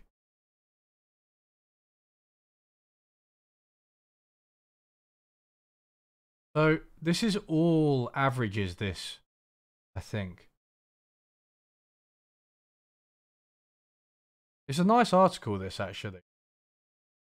But it's all averages.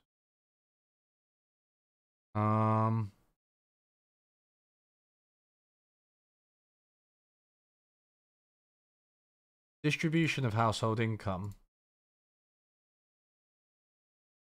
This is there we go, that's better.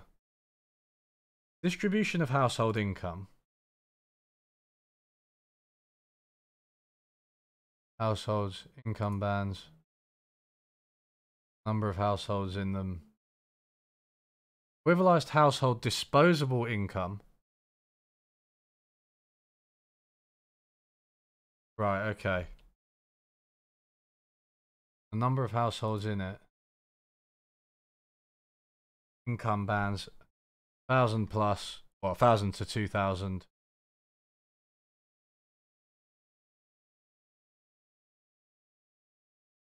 So, if you're talking about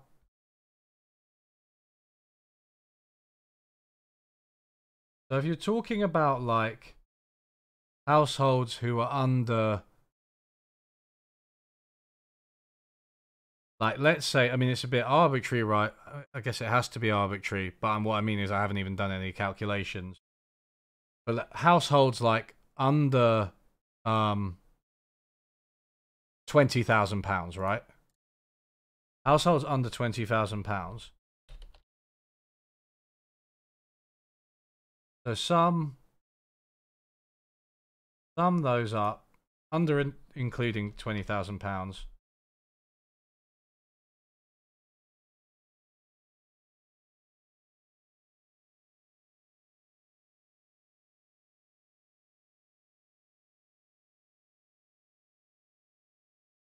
I don't, wait a second.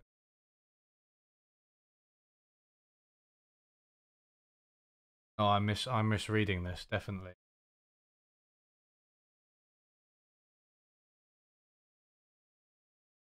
I thought that was the amount of the number of households in each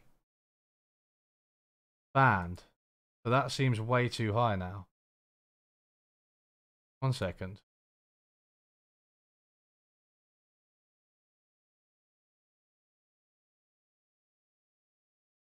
Okay, I don't okay, thanks Dolphin for linking people to it. So yeah, like I think I'm going to have to put a bot in to do stuff like that. I'll have to figure out how to do bots. But I'm slightly confused by this. Households, thousands. So what, there's 77,000 households who are... Oh, is it cumulative? No, it can't be cumulative because...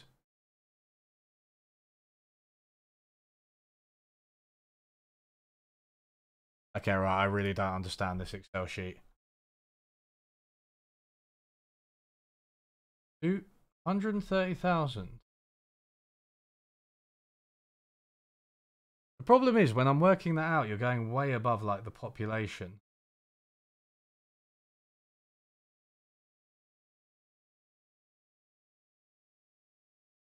So, 7656. Oh, wait, no, you're not. I really am tired. No, sorry, that's completely right. Right, so, okay, so there's, okay. There's cumulatively, there's 7,656,729 households below, at or below £20,000 a year. That's disposable income as well. I will say that's disposable. It's not actually gross income. That's minus taxes, and I wonder what else it's minus. But yeah, there's 7 million of them, right? And so if we take our 1.2 billion figure, which is what we get from the windfall tax. Where did I do these? To all households.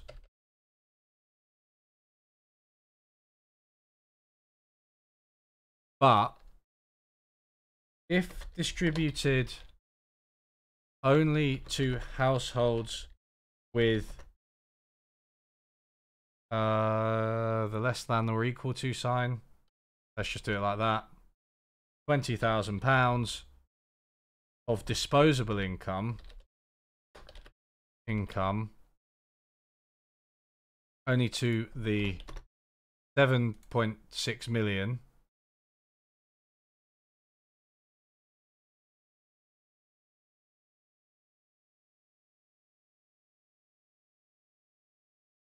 it is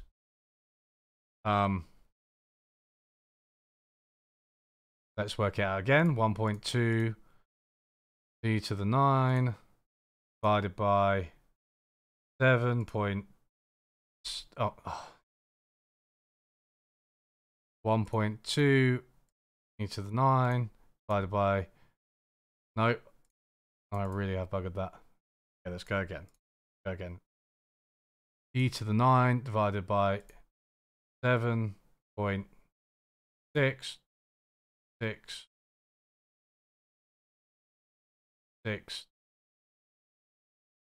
156.66 a year, which is about a month and a half's worth. A halves or halves? Month and a halves worth, I don't know. Oh, English. A month and a half's worth of electric and gas bills. So that makes a bit more sense, right? That makes a bit more sense. A month and a half's worth of electric and gas bills. If you're distributing it just to the lowest page, you're basically tripling the amount you're paying, and you're paying, yeah, you're really taking the heat off them, right? And if you combine that with the water, and bear in mind the water one wasn't targeted, but the water one was 100, then you're starting to make a dent in this. So maybe a windfall tax paid to the poorest households. But on the other hand, I'm not a massive fan of means testing.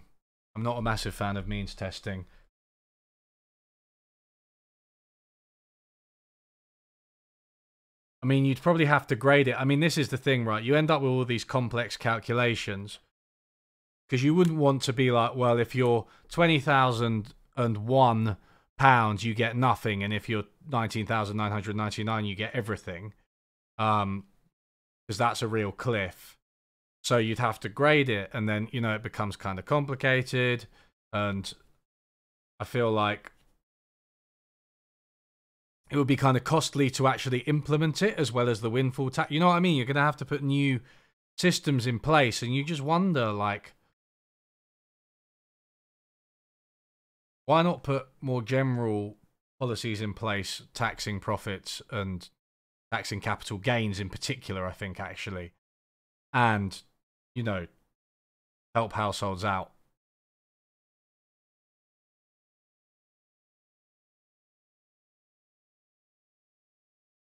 Yeah, it would exclude a lot of people, JDM. You're right. And I think as well, like, it's not, yeah, I mean, you are trying to help the poorest, right? But it's not like people who are a bit further up the income distribution aren't necessarily struggling as well. Make it a flat subsidy and make up the difference in income taxes. Yeah, I mean, I agree, but they're not as a one-off, right? This is what I don't like about windfall taxes. It's like, in order to make it work, it's kind of administratively complicated, and then you're doing this one thing once to try and get these gains, when actually you could do something more general and more Medlockian, as we've been discussing, right? And just like increase progressive taxes, and also distribute money to households. That's just what I want to see. Like, just fucking distribute. Yeah. Increase progressive taxes, increase capital gains taxes, corporation tax as well, sure. And distribute money to households. But I'm not sure about this windfall tax. I feel like it's a little bit arbitrary, and it's a lot of political energy, political capital for maybe not that much benefit in terms of actually how much it helps people.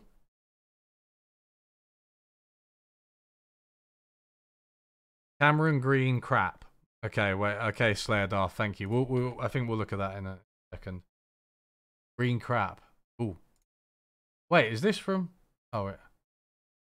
David Cameron. Bloody hell, haven't heard it from him in a while.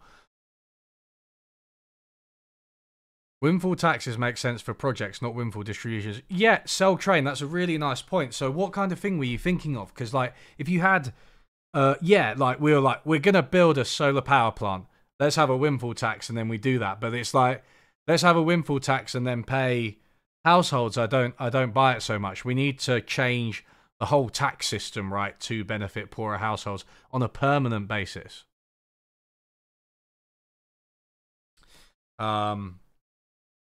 Yeah, just throw everyone in the country $1,000. Who cares? UBI now.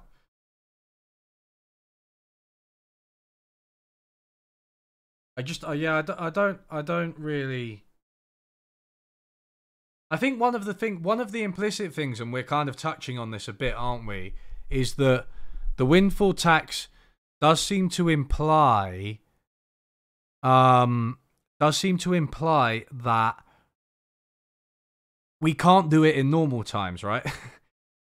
It's almost like we can't tax them more in normal times, right? We're just doing this one-off. And I think that leads to a really incorrect view of the income distribution, which can be changed on a continual basis. Matthew, there's Yuri Strasford's channel, Money and Macro, which I think is quite similar to mine. There's also the channel Economates, which are quite short little videos that just summarize economics research, if you're interested in that, in quite an accessible way, with nice little animations as well to go with them. I don't know if Trev, I don't know if the increase of 10 percentage points for North Sea oil and gas producers is not just BP. It's for any company who uses North Sea oil and gas producers.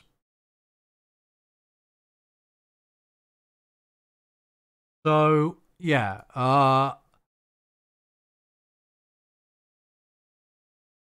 it's not that large, albeit if the payment is targeted towards low-income households. However, in that case, why not redistribute to them on an ongoing basis across the entire income distribution instead of this one-off? It's a bit of a gimmick, isn't it? I mean, it's politics, right? So why am I surprised? But it's a bit of a gimmick, the windfall tax, I feel. Everyone's talking about it like, oh, the companies, they're making so much money, let's tax them, and then we can get the money back. But it's not that much. You're not going to get that much from it. You're going to use a lot of like political capital, and it's temporary. And I think, this is where I bring out my my capitalist side. So I'm sorry to all of my many leftist followers, but one thing I don't like, when you're talking about random taxes, random windfall taxes, I do actually think they're kind of bad in terms of like the incentives they create for businesses as well. Because if you think like, oh, well, if I invest a lot of money or then I might just be randomly taxed. I do think that is the type of policy where Conservatives might kind of have a point in terms of it being very unpredictable. Unpredictable policies are bad, right?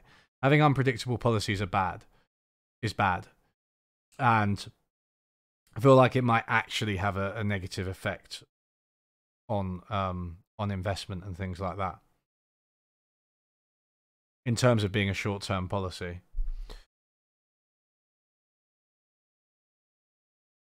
Yeah, so I think, so to summarize, I feel that the windfall tax is justified morally. It is justified economically in terms of BP can afford it. I get those arguments. It's potentially not that much benefit to households. Better if you distribute it to the poorest households. But in terms of policies, I don't see why you wouldn't just raise taxes and increase spending on poor households, as well as in renewable energy, which would have bigger effects and be more permanent, right?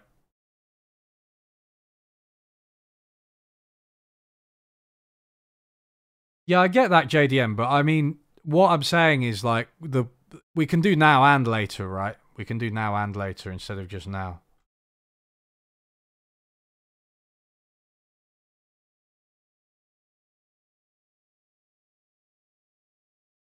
Okay, so let's read this article that Slayer Darth oh god, this article's more than 1 month old. Oh yeah, that's not so bad. Cameron's decision to cut green crap now costs each household in England £150 a year. Ending onshore wind projects, solar subsidies and energy efficiency schemes has added to inflated bills, study finds. The decision by David Cameron's government to ditch what he denounced as green crap policies will cost every household as much as £150 a year by the autumn, new analysis has shown. With energy prices already soaring and bills to rise even further this year, it suggests that Cameron's decisions to effectively end onshore wind projects in England, cut solar subsidies and slash energy efficiency schemes played a large part in rising bills. Thank you very much to person who I can't see because I can't set up the bloody the bloody thing properly, but I heard the sound. It comes with the government preparing to announce its much-anticipated energy strategy this week, as Russia's invasion of Ukraine further drives up energy prices. It is expected to push measures such as solar and onshore wind power generation, as well as North Sea oil projects. However, there are concerns that the Treasury is holding back more radical action. Many of this week's measures could reverse action by taken by the coalition government. Analysis by Carbon Brief looked at the cumulative effect of ending onshore wind subsidies, cutting energy efficiency funding, and scrapping a program to make all new homes carbon neutral. It also factored in cuts to solar energy subsidies. I forgot that David Cameron and the coalition government did all of this. They cut, he called it green crap, and they just cut, oh my god, subsidies to solar energy, plans to improve like housing and make it carbon neutral, wind as well. Jesus Christ. He really was a piece of crap, wasn't he? Right. With the energy price cap already at £1,277 a year and rising to £1,900.71, why did I switch form then? In less than a fortnight, and an expected £3,000 in October, the analysis found that maintaining the green policies would have reduced energy costs by £8.3 billion a year for the economy overall, part of which would equate to £150 a year per household. Okay, so that's a bigger benefit than the windfall tax, right? Because that's 100. So when we targeted to, I think, the bottom 10% of households. The bottom 20% of households, I think, in the UK,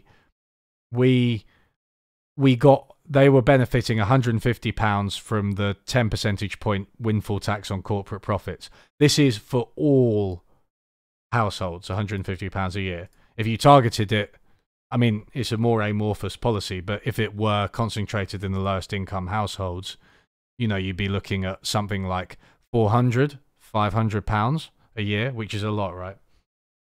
So this is a big effect of scrapping these green policies.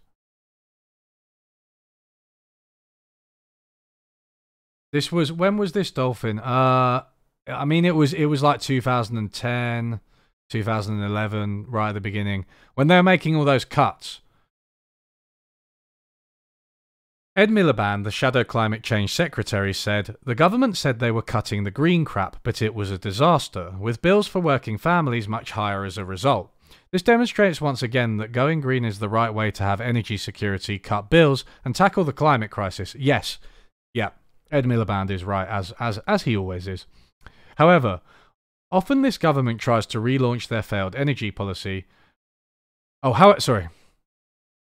However often this government tries to relaunch their failed energy policy, they cannot be the solution to the crisis they created, because they continue to face both ways on crucial issues like fracking and refuse to invest at scale at the solutions we need, including energy efficiency. Dr. Simon Evans of Carbon Brief, who conducted the analysis, said, "Cutting the so-called green crap has left UK households highly exposed to soaring global gas prices and Russia's invasion of Ukraine. Energy efficiency and cheap renewables are the fastest and most effective ways to cut gas imports and household bills."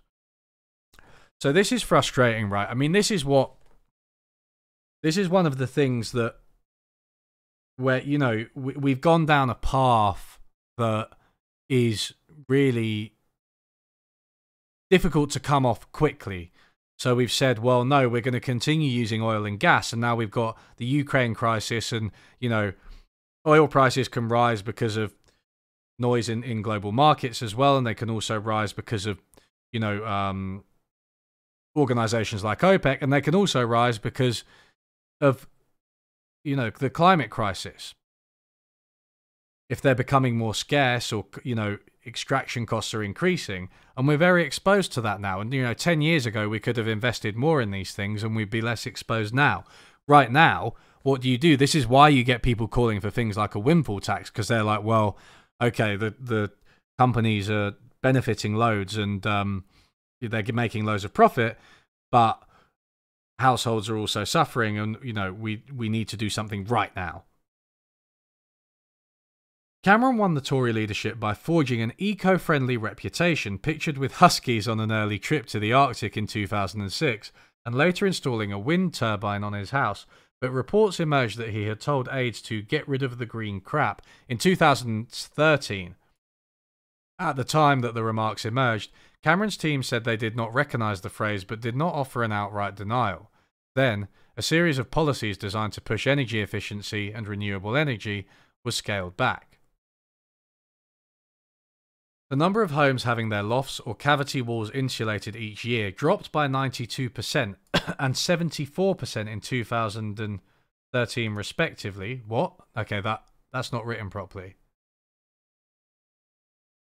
But those are big drops anyway, and has never recovered. Subsidies ended for onshore wind turbines, and planning reforms made them harder to build. Meanwhile, solar power was excluded from government support in 2015. Ministers have been battling for weeks to find ways of taking the pressure off energy and fuel costs. Boris Johnson travelled to Saudi Arabia this week to call for cheaper oil prices, while ministers have made it clear that onshore wind and solar power generation will be prioritised in their plans. However, Chancellor Rishi Sunak has rejected more radical plans such as cutting VAT on fuel bills or delaying a planned national insurance increase to help with household costs. So just circling back to this crisis, well, not circling, but back on this crisis, right? If you're talking about temporary in the now measures, it strikes me that Labour's suggestion of cutting VAT makes sense, right? We've had, so cutting VAT has been done before. It was done in 2008 or 2009 maybe, during the financial crisis. You can cut it quite easily. I feel like that is a good way to do things temporarily through existing systems without, you know, creating whole new systems to do a windfall tax, then distribute it to households. But it's the same basic effect, right? Cutting VAT. I mean, you could have a windfall tax on profits and then cut VAT. I suppose. I'm still not that sold on the windfall tax though. Yeah, cutting VAT on fuel bills or delaying a planned national insurance increase to help with household costs. Both things he should do. Government officials said that a package worth billions has already been designed, including a £150 council tax rebate for many households in England from April and a £200 energy bill loan in Great Britain in October. A Department for Business, Energy and Industrial Strategy spokesperson said, "We have consistently backed renewable energy sources, including both onshore and offshore wind, delivering a 500% increase in the amount of renewable energy capacity connected to the grid since 2010. We are also accelerating our progress in upgrading the energy efficiency of England's homes, investing over £6.6 billion to decarbonise homes. Over what time frame? They never tell you. Oh, no, they do. Well, yeah, no, okay, but that's such a long time frame. And buildings and bringing in higher minimum performance standards to ensure all homes meet EPC Band C by 2035. £6.6 billion over 13 years is not very much. I mean, it's £500 million a year, right? We are also insulating millions of consumers from high gas prices through the energy price cap. But aren't they... I mean, this was a month ago, but aren't they lifting the price cap now? They're lifting the price cap now. So they're not doing that much.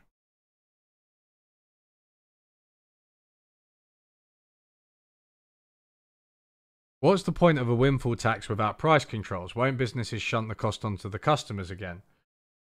It's entirely possible. It's entirely possible, yeah. I mean, it depends, right? Because higher corporate taxes can result in more investment.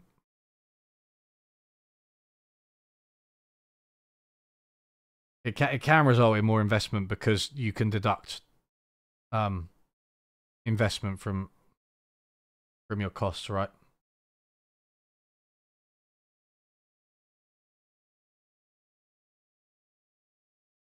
Yeah, so that's interesting. I'm going to put that here. I don't have anything to say about it right now, but that is very interesting that cutting support for renewables has fucked us now, basically. And it is like, you know, it does show you that green, you know, pursuing renewables and also, you know, economic investment and social outcomes for households, you know, these are all good. These can all go together. It's silly to pretend that they're a waste of money. They can save money down the line. They can save people money. They can benefit people while also combating climate change. I very firmly believe in that line of thinking.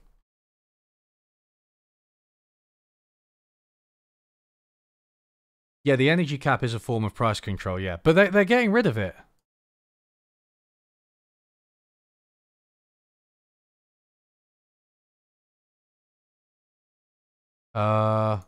Sorry.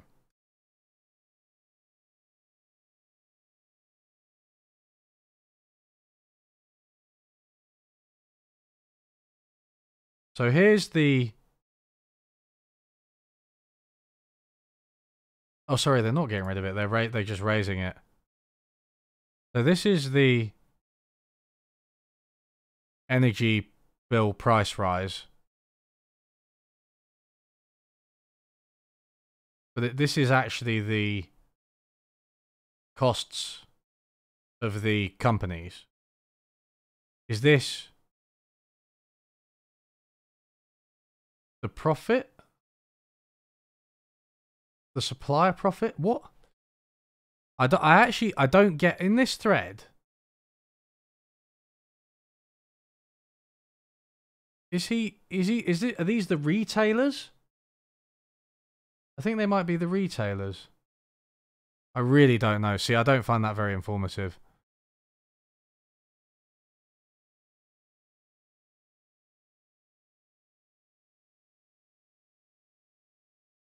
Yeah, they're raising it. They're raising it. So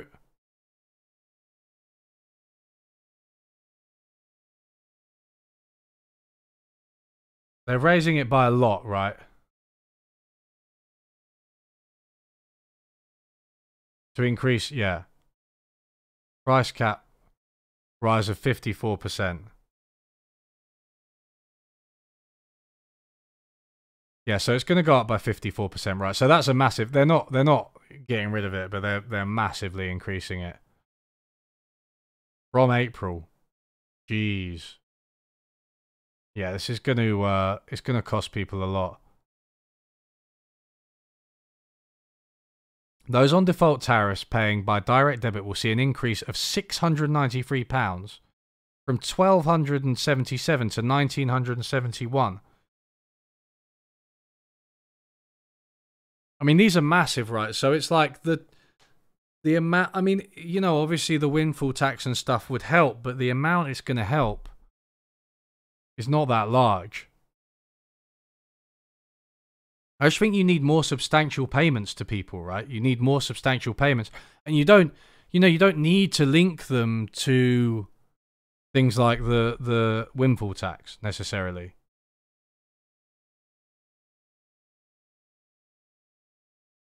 Cost to customers. Ah, okay. Thank you, JDM. Right. So this is the cost paid by customers, and then okay, that makes sense. It would have been nice to have some context, because when I saw the operating costs and everything, I thought, oh, this is from the actual firm's point of view, not from the customer's point of view. Right. So this is how much customers pay, and then broken down. So wholesale costs. Right. So that's basically what's risen. Network costs slightly risen. So the cost of like getting the oil and stuff slightly risen. Policy costs, operating costs roughly the same. Supplier profit the same. That doesn't, by the way, though, because I think that doesn't include the fact that the profit made by the wholesalers, because the wholesale cost is just collapsed into one thing, right? But we know that they make 40% profit, so imagine like another profit thing here.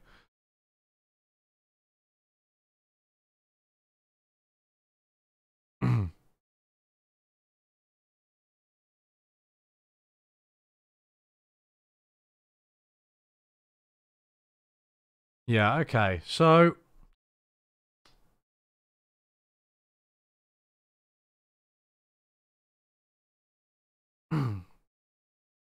yeah, what do we all think about the windfall tax? I think it's a blunt instrument. I think that it's not going to have that big an effect. I would rather just, directly help households, and you don't need to link it to these types of taxes. We need to invest more in renewables for sure. But investing in renewables isn't going to do it in the short term, right? In the short term, you need to do things like cut VAT, distribute money to households like we did during the pandemic. The mic keeps cutting out randomly. It might be because I'm like leaning back. Sorry. I'm moving around a lot. Yeah, so yeah, maybe the gain could go up a little bit. I can turn the gain up. So, is it fully cutting out, or is it just like quiet? It just gets quieter. I feel like it might be the latter.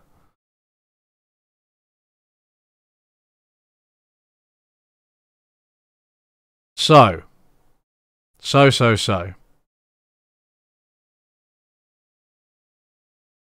We've got our section on fuel.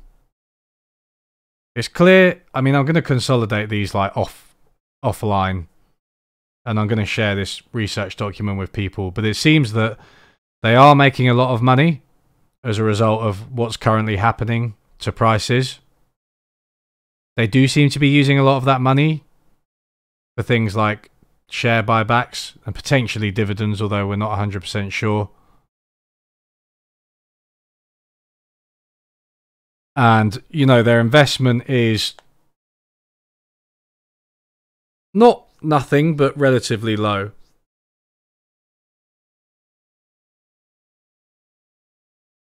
It's fine. Oh, it's fine for Mike is fine for everybody else. Oh, okay.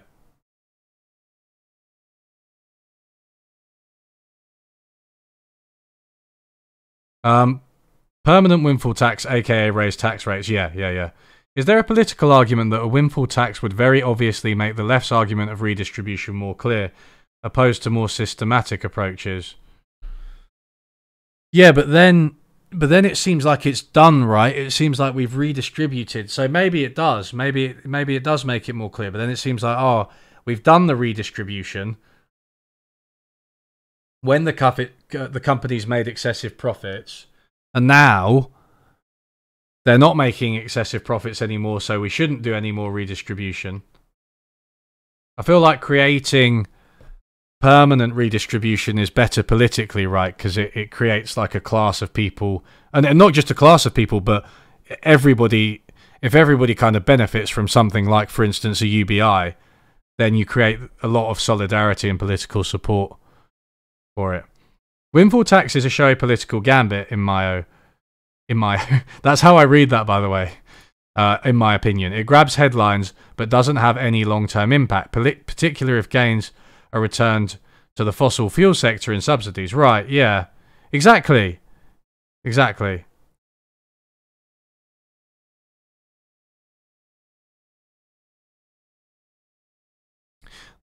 ratio of debit costs to customers to overall income affects disproportionately the lower economic strata. The amounts that the wealthy pay are bigger, but have a smaller impact on their positions and capital. Yeah. Debt's definitely. Oh, sorry, I completely misread that. Oh my god, I am so tired. I'm actually dying. Okay. Yeah. No, it definitely does affect people in lower economic strata more. I think I blocked him. Dolphin, permanently. See? Windfall tax is like a timeout. Windfall tax is like timing someone out instead of blocking them permanently, you know? I mean, you might want to do it as a warning, but ultimately, if you want some real change in your comments, you've got to block people.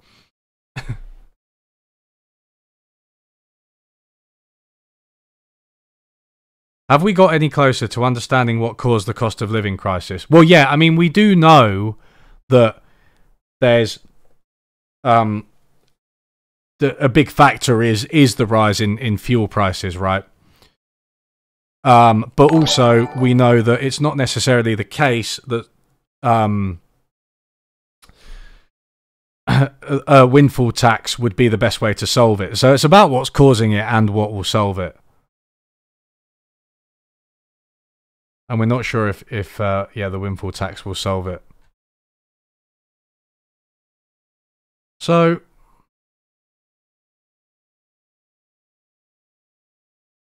I mean, it would be interesting to see a little bit more. Maybe we should go into this article, into the report. This is one of those classic articles where it maybe doesn't tell you where the report comes from. Carbon brief. Green crap.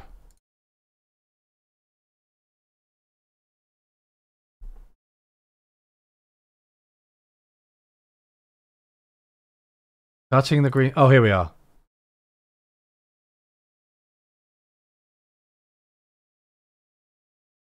Okay, this looks good. This looks quite solution oriented, right? So we can maybe learn a little bit more about what better energy policy would look like.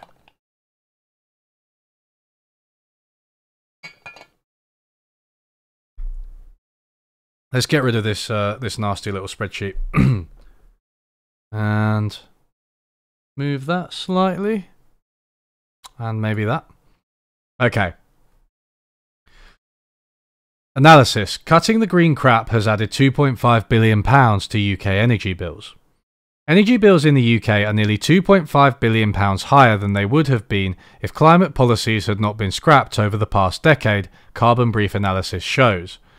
The changes included gutting energy efficiency subsidies, effectively banning onshore wind in England, and scrapping the zero carbon home standard.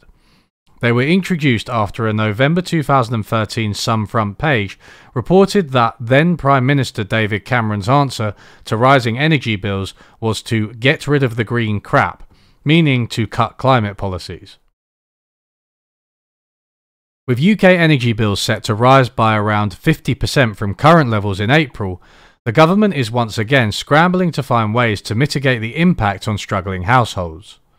Ideas being briefed to the press include further cuts to energy efficiency policies, cutting VAT on energy bills, getting rid of renewable subsidies or government payments to energy suppliers. Thank you very much, person. Carbon Brief's analysis shows that previous efforts to slash climate policies are now costing the average household around £40 per year, rising to £60 under the price cap expected next winter. Wait, that's different to what the Guardian article said. Didn't the Guardian article say £150?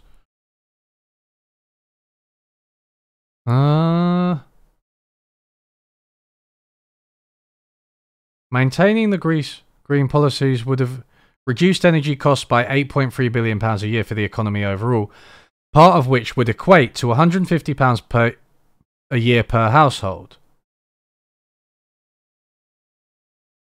But that says costing the average household around £40 a year. This is the same report, right? Yeah, Carbon Brief, green crap.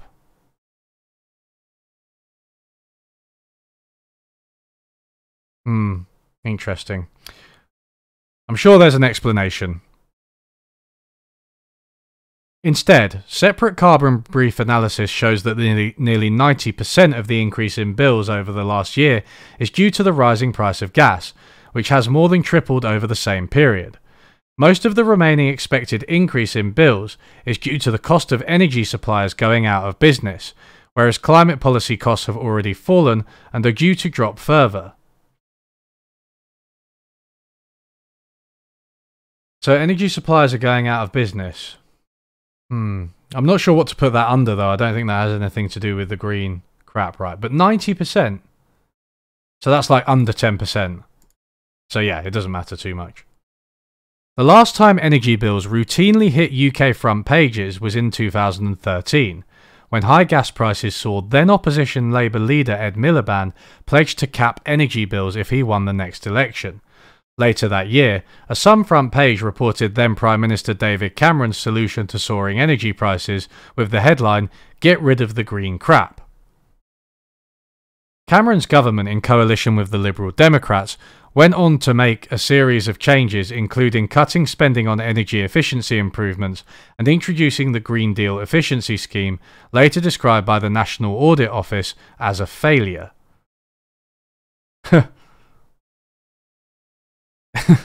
So they introduced, I don't know what scheme that was, but it was a failure apparently. The number of homes getting their lofts or cavity walls insulated each year plummeted almost immediately, by 92% and 74% in 2013 respectively, and has never recovered. Wait, what? Oh, lofts or cavity walls. Oh, okay, I understand that now. It refers to not the year. Lofts insulated plummeted by 92%, and cavity walls insulated plummeted by 74%. Okay, so in answer to the person who said, have we got any closer to understanding what's driving the cost of living crisis? Yes, I would say it's pretty clear to me now that as with all things, it's the Tories. That is obscene. That is such an obscene fall. Lofts insulated and cavity walls insulated. 92% and 74%. They dropped those policies. Just lack of climate policy has left us in this situation. Absolutely ridiculous. See, this is the kind of thing that, you know, I feel like it's better to focus on this than on something like the windfall tax, right? Because this is bigger. This is more systemic, right? Even though it's not, it doesn't suggest, it doesn't offer itself to a quick fix. Yeah. In a twist no one saw coming. Yeah, exactly. It was the Tories. It was always the Tories. I'm sorry. Can we just look at this graph for a bit longer? Lofts insulated. And we're talking... So, bear in mind, this is like... These are percentages, right? So 92%, I mean, it could have dropped from, you know, from 100 to 8 households, and that wouldn't be very much. It wouldn't matter. But this is 1.6 million lofts insulated to 126,000. In 2013. This is ridiculous. That is ridiculous. Fuck the Tories, mate. It is funny how often, like, some in-depth analysis just leads you back to, you know, fuck the Tories. In 2015, the Conservative administration then ended subsidies for onshore wind and introduced planning reforms in England that together were widely viewed as a ban on the technology. I'm gonna pull my fucking hair out. Okay. Following a grace period for projects then already in the pipeline, the capacity of onshore wind farms being completed in the UK each year dropped dramatically after 2017. Yeah, so carries on going. I mean, it dropped a bit there, then there was a bit of a boost, but it's gone down. I mean, that's partly the pandemic, that, you know, those 2 years, isn't it? But yeah. A drop in wind farms as well. Finally, it's not over yet. They did more, everyone. They did more. Finally, the Conservative government in 2015 also scrapped the zero carbon home standard, which had been due to come into force the following year. As a result, around 1 million new homes have been built since then with lower energy efficiency standards and higher energy bills. The combined impact of these changes means UK energy bills are now around £2.5 billion higher than they would have been if the green crap had been kept in place, Carbon Brief Analysis shows. See methodology below. This is illustrated in the chart below, which shows how the impact will change under the expected energy price caps for summer 2022 and winter 2022.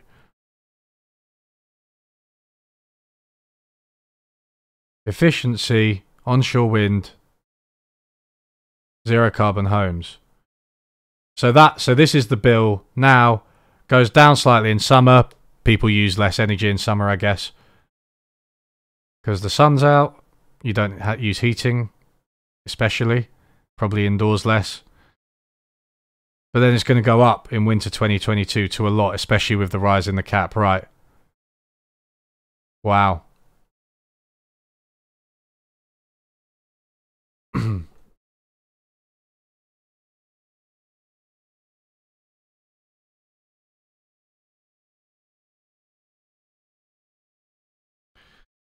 The £2.5 billion saving would have translated into reductions of around £40 per household under the current price cap, given homes making up a third of UK electricity demand.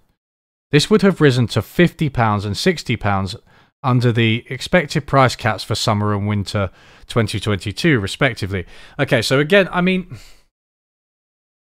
Again, we are getting into the... Oh, this is just electricity. Is this just electricity? Okay, let me continue before I pass judgment. Business and industry, which uses 2/3 of UK electricity, would also have benefited, saving around £1 billion of the total thanks to lower power prices. Maintaining these climate policies since 2013 would have come with a cost. However, the small costs of meeting the zero carbon home standard would have been paid by developers or higher house prices rather than bills. Okay. Yeah, because so they would have, if you'd had improved energy efficiency, the houses would have commanded a higher price. But adds to the cost of living as well, so I'm not sure about that paragraph actually. But in terms of the subsidies and stuff like that, you know, borrowing costs have been very, very low for a while, and you know, you can always raise taxes and stuff. So yeah, but I'm not sure about higher house prices. I think that kind of contradicts their concern with the cost of living there. Onshore wind CFDs would currently be a net saving on bills, and most lofts and cavity walls would now have been insulated. What's my Twitch channel name? Unlearning Economics? I think it's just that. The hypothetical savings, if climate policies had been kept in place, can be compared with the expected increase in UK household energy bills when the current cap increases on 1st of April. Right. Okay. The cap is set by energy regulator Ofgem every 6 months on the basis of a complex combination of wholesale energy market futures prices and other measures, with the level of the next cap due to be announced on 7th of February. This is slightly old, this article, but we know, yeah, it's gone up a lot. It would be interesting to know how that's calculated.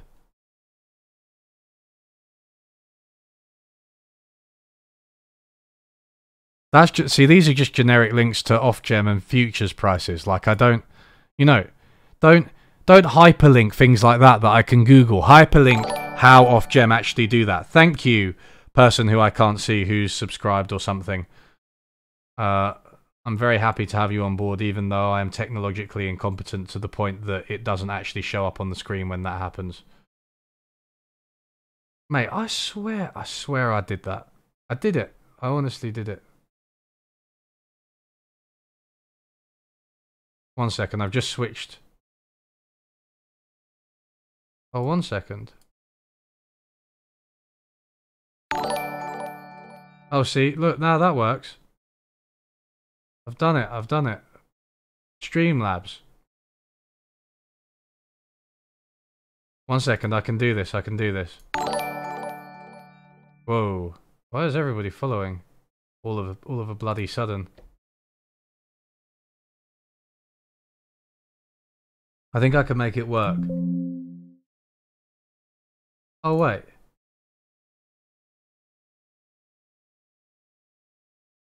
Why is it not letting me do that?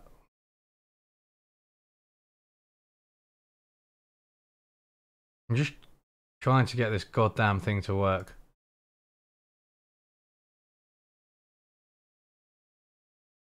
Forgive me, I'm still relatively new to this technology. Right, I reckon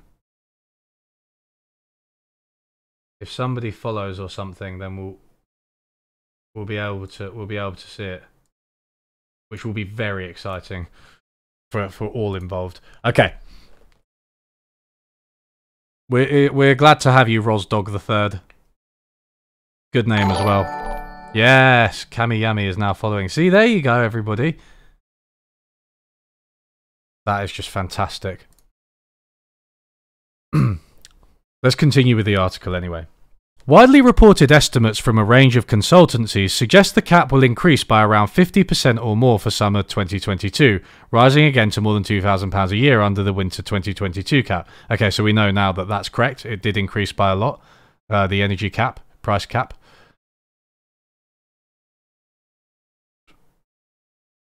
Estimates from financial services firm Investec Securities with Carbon Brief Analysis suggest the cap will rise from the... Okay.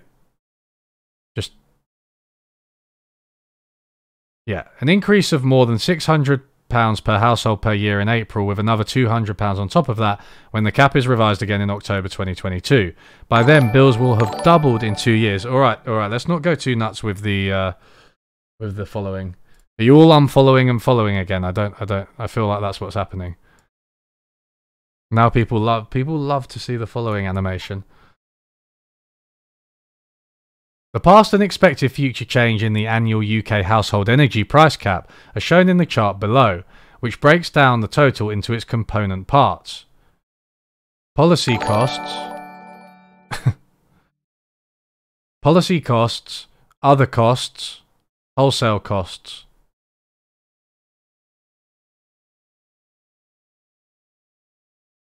Right. Other costs, VAT, great. Policy costs include social support, renewable subsidies, and energy efficiency. Other costs include network charges, operating costs, profits, and the cost of supplier failure.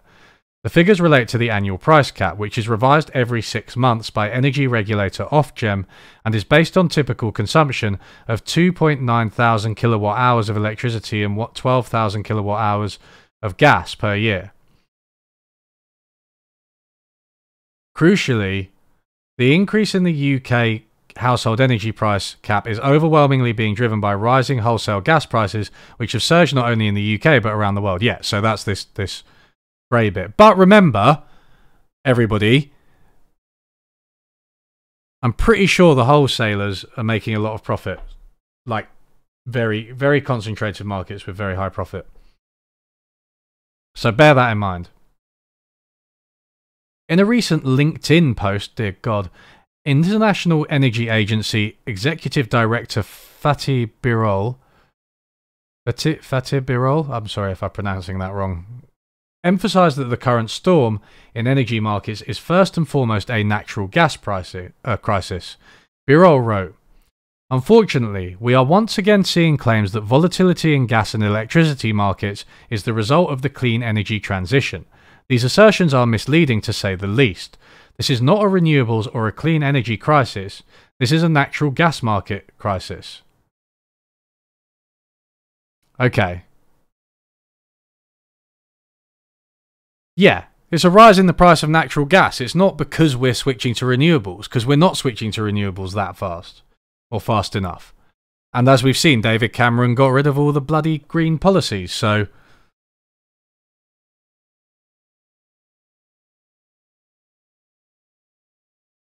Thanks for following, but please stop it so I can read. Oh, dear God. Now we've... now we've encountered another problem. Wait, that's very easy. That's very easily sorted out. Thank you for highlighting that, Russell.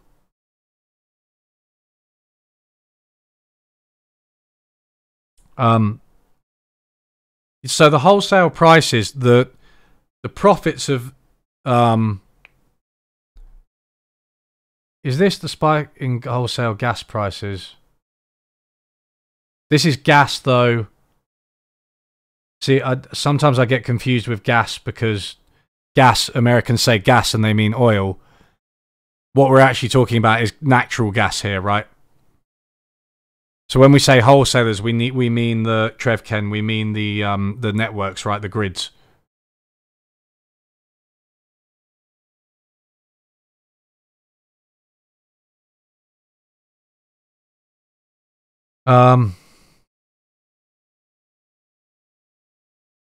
Yeah, so Carbon Brief estimates that 87% of the increase in the UK cap this April relative to a year earlier will be due to wholesale prices, with most of the remainder due to the cost of supplier failure.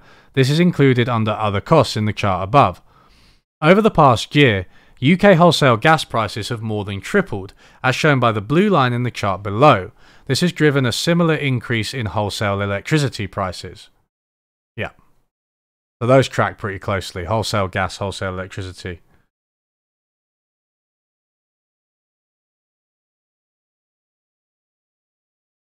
I'm not sure how I lower the volume of that. Oh, wait a second. Maybe lowering my computer volume will help. I might be able to edit that in the long term. I'll be able to edit it in the Streamlabs settings. Okay. I've moved it anyway. Looking at the UK household energy price cap more closely only serves to emphasise the decisive role of wholesale costs. The chart below shows these costs are due to more than triple from £359 per year under the summer 2021 cap to £1,188 in winter 2022, an increase of more than £800. In contrast, policy costs have already fallen from £186 on an average bill under the summer 2021 price cap to £173 in the current period. the red chunks. They're expected to drop even further in the next two price cap periods, covering summer 2022 and winter 2022. Removing VAT on energy around £100 a year, or paying policy costs via general taxation around £150 would have a relatively small impact on bills, even in combination, compared with the expected increases due to wholesale prices. Right, yeah. So this is kind of what I've been saying this whole time, right? But they've made the point more generally. These wholesale price increases are so big that many of these policy changes are quite minor in the face of them.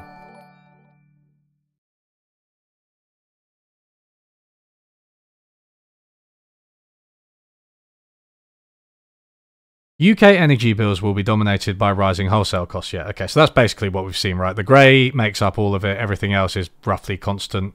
Maybe the other costs are slightly rising, but we kind of expect that over time anyway, especially with the pandemic. Even if renewable subsidies were taken off bills, it would be difficult to cut them as they are based on legal contracts between the government and developers. Instead, they could be paid for via general taxation, which is generally agreed to be less regressive than energy bills. Yes, for God's sake, just bloody raise taxes, general taxes. This is what we want. Right, I like Carbon Brief. I like Carbon Brief. They're bloody winning me over, they are. In any case, policy costs are currently falling due to the design of the Contracts for Difference, CFDs, that are now the main way of supporting clean electricity generation in the UK. Each project with a CFD receives a fixed strike price for any electricity it generates. If wholesale prices are below the strike price, the difference is made up with a subsidy paid via a levy on bills. Okay. So if they end up... So they get subsidised if...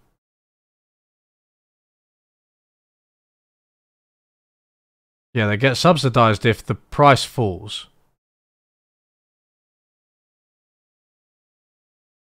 If wholesale prices are below the strike price, the difference is made up with a subsidy paid via a levy on bills. If wholesale prices rise above the strike price, then the project pays back the difference. Okay. Yeah. So clean energy is basically guaranteed a price, right? That's how it's subsidized. But that means that if the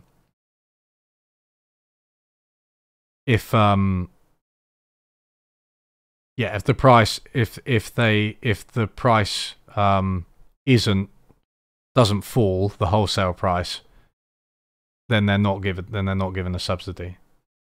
In effect, this means CFDs are not only a subsidy for low carbon electricity, but also a hedge against high gas prices. The UK's portfolio of CFD-backed projects paid back to bill payers for the first time ever last September, and is projected to continue doing so for the rest of this year. Right, so CFD is good, is what they're saying, right? This means that whereas CFDs have been costing around £30 on an average annual household bill, they will instead offset some of the large increases in wholesale costs, while gas prices remain high. Investec's forecasts include a reduction in policy costs of £31 between the summer 2021 cap and the expected level in summer 2022. If high electricity prices are sustained, as markets currently predict, then the CFD saving could be larger. On the other hand, Investec's forecasts do not include small expected increases in the cost of the Energy Company Obligation Energy Efficiency Scheme and the Warm Home Discount that supports vulnerable households. Other options being discussed to manage the increase in bills include the government using the WHD or benefits to offer higher support to a larger number of households, deferring the costs of supplier failure or paying energy suppliers to smooth out spikes in wholesale prices. Chancellor Rishi Sunak is reported to be preparing a package of support that he will announce at the start of February, just before Ofgem announces the level of the summer 2022 cap. Okay.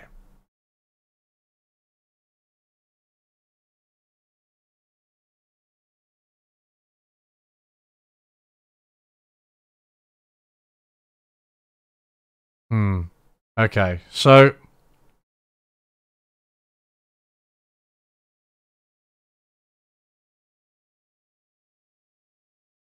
it's a totally skewed market. Yeah, I mean, I'd say so. Can we hear about your manifesto sometime, or what you would do with the economy and why you wouldn't do other things? I feel like that's like what wouldn't that cover? That covers everything, right? That's like you have to watch all of my videos that I ever make, more or less. Or I'd have to write a book or something. Maybe. So, just going into the methodology. Carbon Brief's analysis of the impact of having cut the green crap is based on a series of assumptions about what would have happened if those policy measures had remained in place. It aggregates the impact in terms of kilowatt hours of gas that would have been saved by homes in the UK relative to current domestic demand, as well as the amount and price of electricity that would have been generated from extra onshore wind farms. The estimate assumes that the rate of loft and cavity wall installation would have continued at the rate seen in 2012. As a result, all remaining uninsulated lofts and most cavity walls would have been completed by 2021. The analysis assumes that homes insulating their lofts or cavity walls would have reduced their gas usage from typical levels by 6% or 12% respectively, based on analysis from University College London for the Climate Change Committee.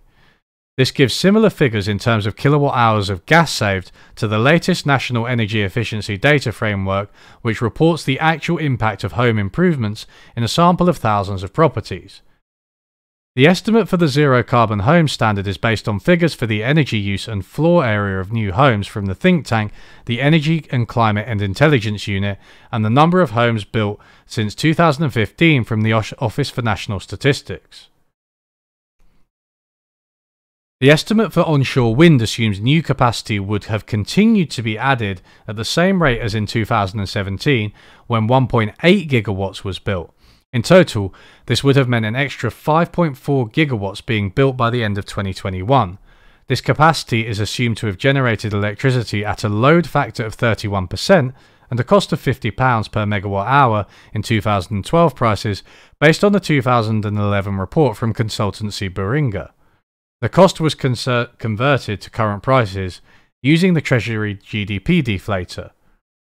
The energy savings and cheaper electricity that would have occurred with the green crap in place is converted to bill impacts today based on the current and forecast future price cap, unit costs and wholesale electricity prices. The saving due to onshore wind generation is allocated to the UK's roughly 27 million homes and other electricity users according to their current share of overall demand. Roughly 1 in 3. 1 to 3. So, I don't get... Okay, so one thing about this, they're saying that these green policies, cutting them, it's like £40 per household? Now costing the average household around £40 per year, rising to £60 next winter.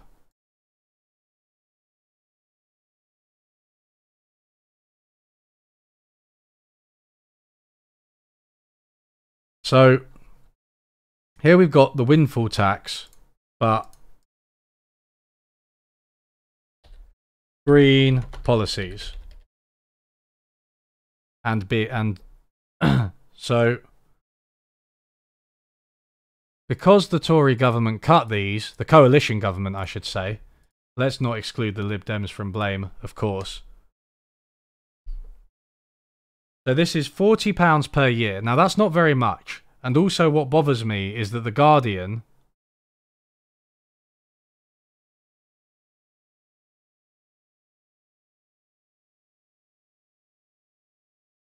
said it was £150 per year per household. Which isn't the same amount. It's substantially more. Because £40 per year, I mean, you know, every little helps and all that, but that's not that much.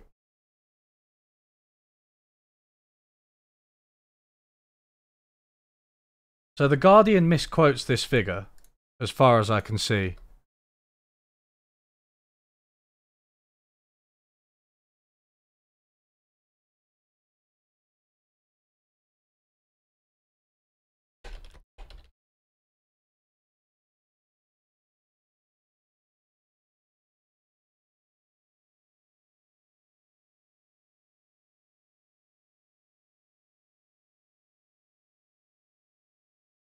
So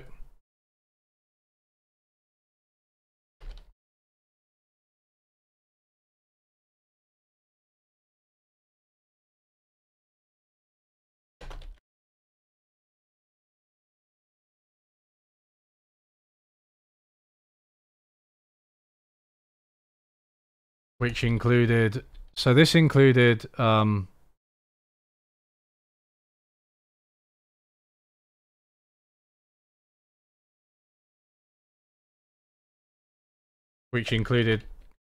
the energy efficiency subsidies, banning onshore wind in England, and scrapping the zero carbon home standard. And this resulted in huge falls in, let's just say, environmentally friendly outcomes, such as home insulation and construction of wind farms. So this is more of a long-term thing than the windfall tax, right? We're talking about bad policy that has been bad for the environment and also ultimately now bad for households. But it's still not that much. It's still not that much. £40 a year. It's going to be £60 a year. Again, similar to the amount that you might get from like a windfall tax. Because we've got that at £43 a year, right? And then the water report said £100 a year per household could be saved. I mean, it adds up. You're getting into the realm of like £200 a year. But it's still just not that much. Bear in mind how much bear in mind how much the cap is increasing now, right? Like hundreds of pounds. It wouldn't even negate the increase that's going to take place, or is currently taking place.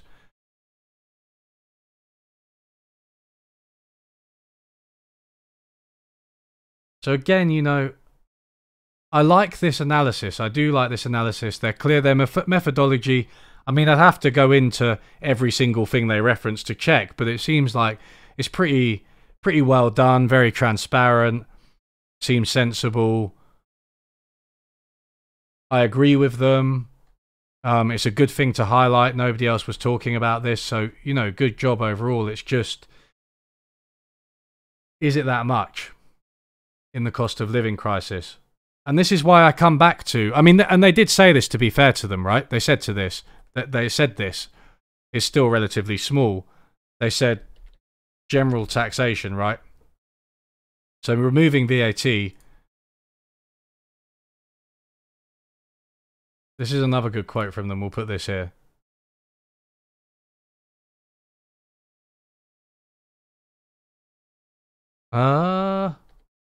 What the hell happened there? Okay. So removing VAT would not do that much, you know? Thank you, sociopathogen. You like the idea of a permanent windfall tax? Yeah, well then it wouldn't be a permanent, it wouldn't be a windfall tax, right? Would it? It'd be a permanent tax increase. I just think more progressive taxation and redistribution. Like, here's my bottom line, right? Let's exclude housing for the second, and I know that housing is probably the biggest one, and I probably do another one of these, maybe another couple. I want to spend one just looking at housing, right? But my issue is this. What all of these things, these policies, windfall tax, drop VAT, invest in renewable energies, fine, maybe, but they're all fiddly. You know, they're all fiddly, they're all small. Why not just shoot everybody like $1,000? It can be done. We did it in the pandemic. Don't give me that shit about affordability. Interest rates are so low on government debt. Really low. I just think that's what you want to do. And then invest, and then, yeah, sure, invest in renewable energies, get energy security and stability over the long term. And yeah, get like, especially, you know, some of these companies, they're obviously making a lot of money and not necessarily lowering prices for consumers and not necessarily investing. They're in very concentrated markets, you know, water company in particular. We could bring them into regional control. Things like that. You know, I'm pro those things over the long term. But right now, the only thing that I think is effective outside of housing, putting housing to one side, is shooting everyone like a grand, and like corresponding progressive increases in taxation permanently.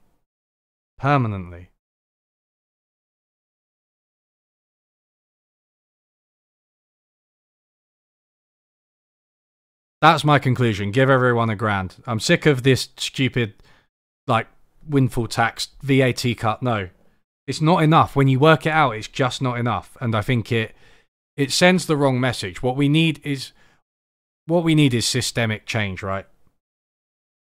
Not like, oh, get the oil companies, get the money from them. They've made loads of money. That'll sort us out. No, it won't.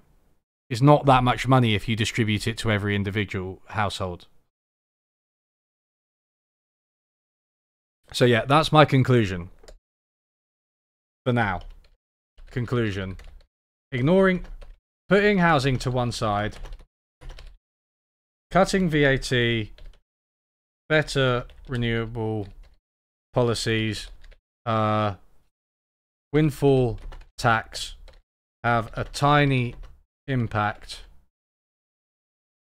compared to let me copy this image because it's a really good I went from hating this to loving it when somebody actually told me what it was about. Have a tiny impact compared to the rise in bills. See below.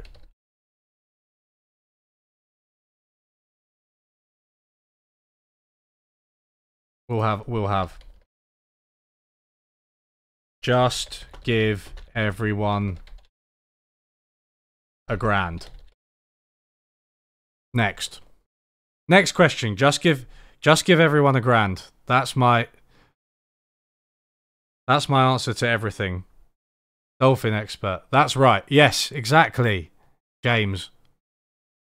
I'd love to speak to James, but he's I think too shy for streams and stuff, unfortunately. That is right. That's right.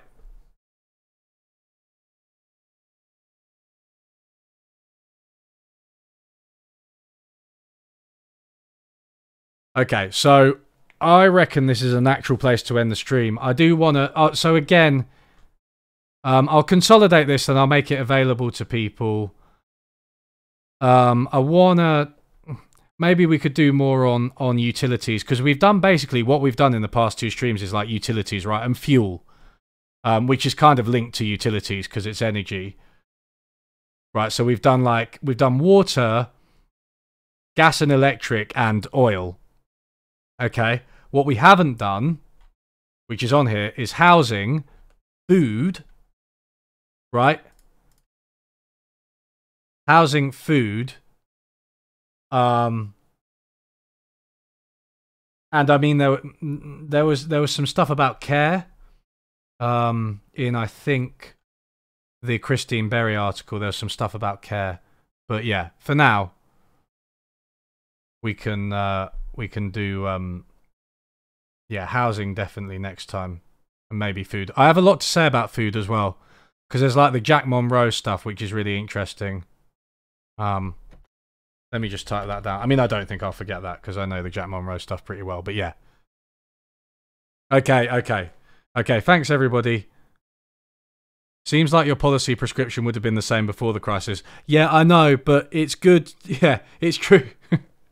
But it's good to, because these are the policies everyone's talking about, right? These are the policies everyone's talking about, and I just want to know like how effective they are, and I just don't feel like they're that effective. the windfall tax. The windfall tax be £43 per household annually, right?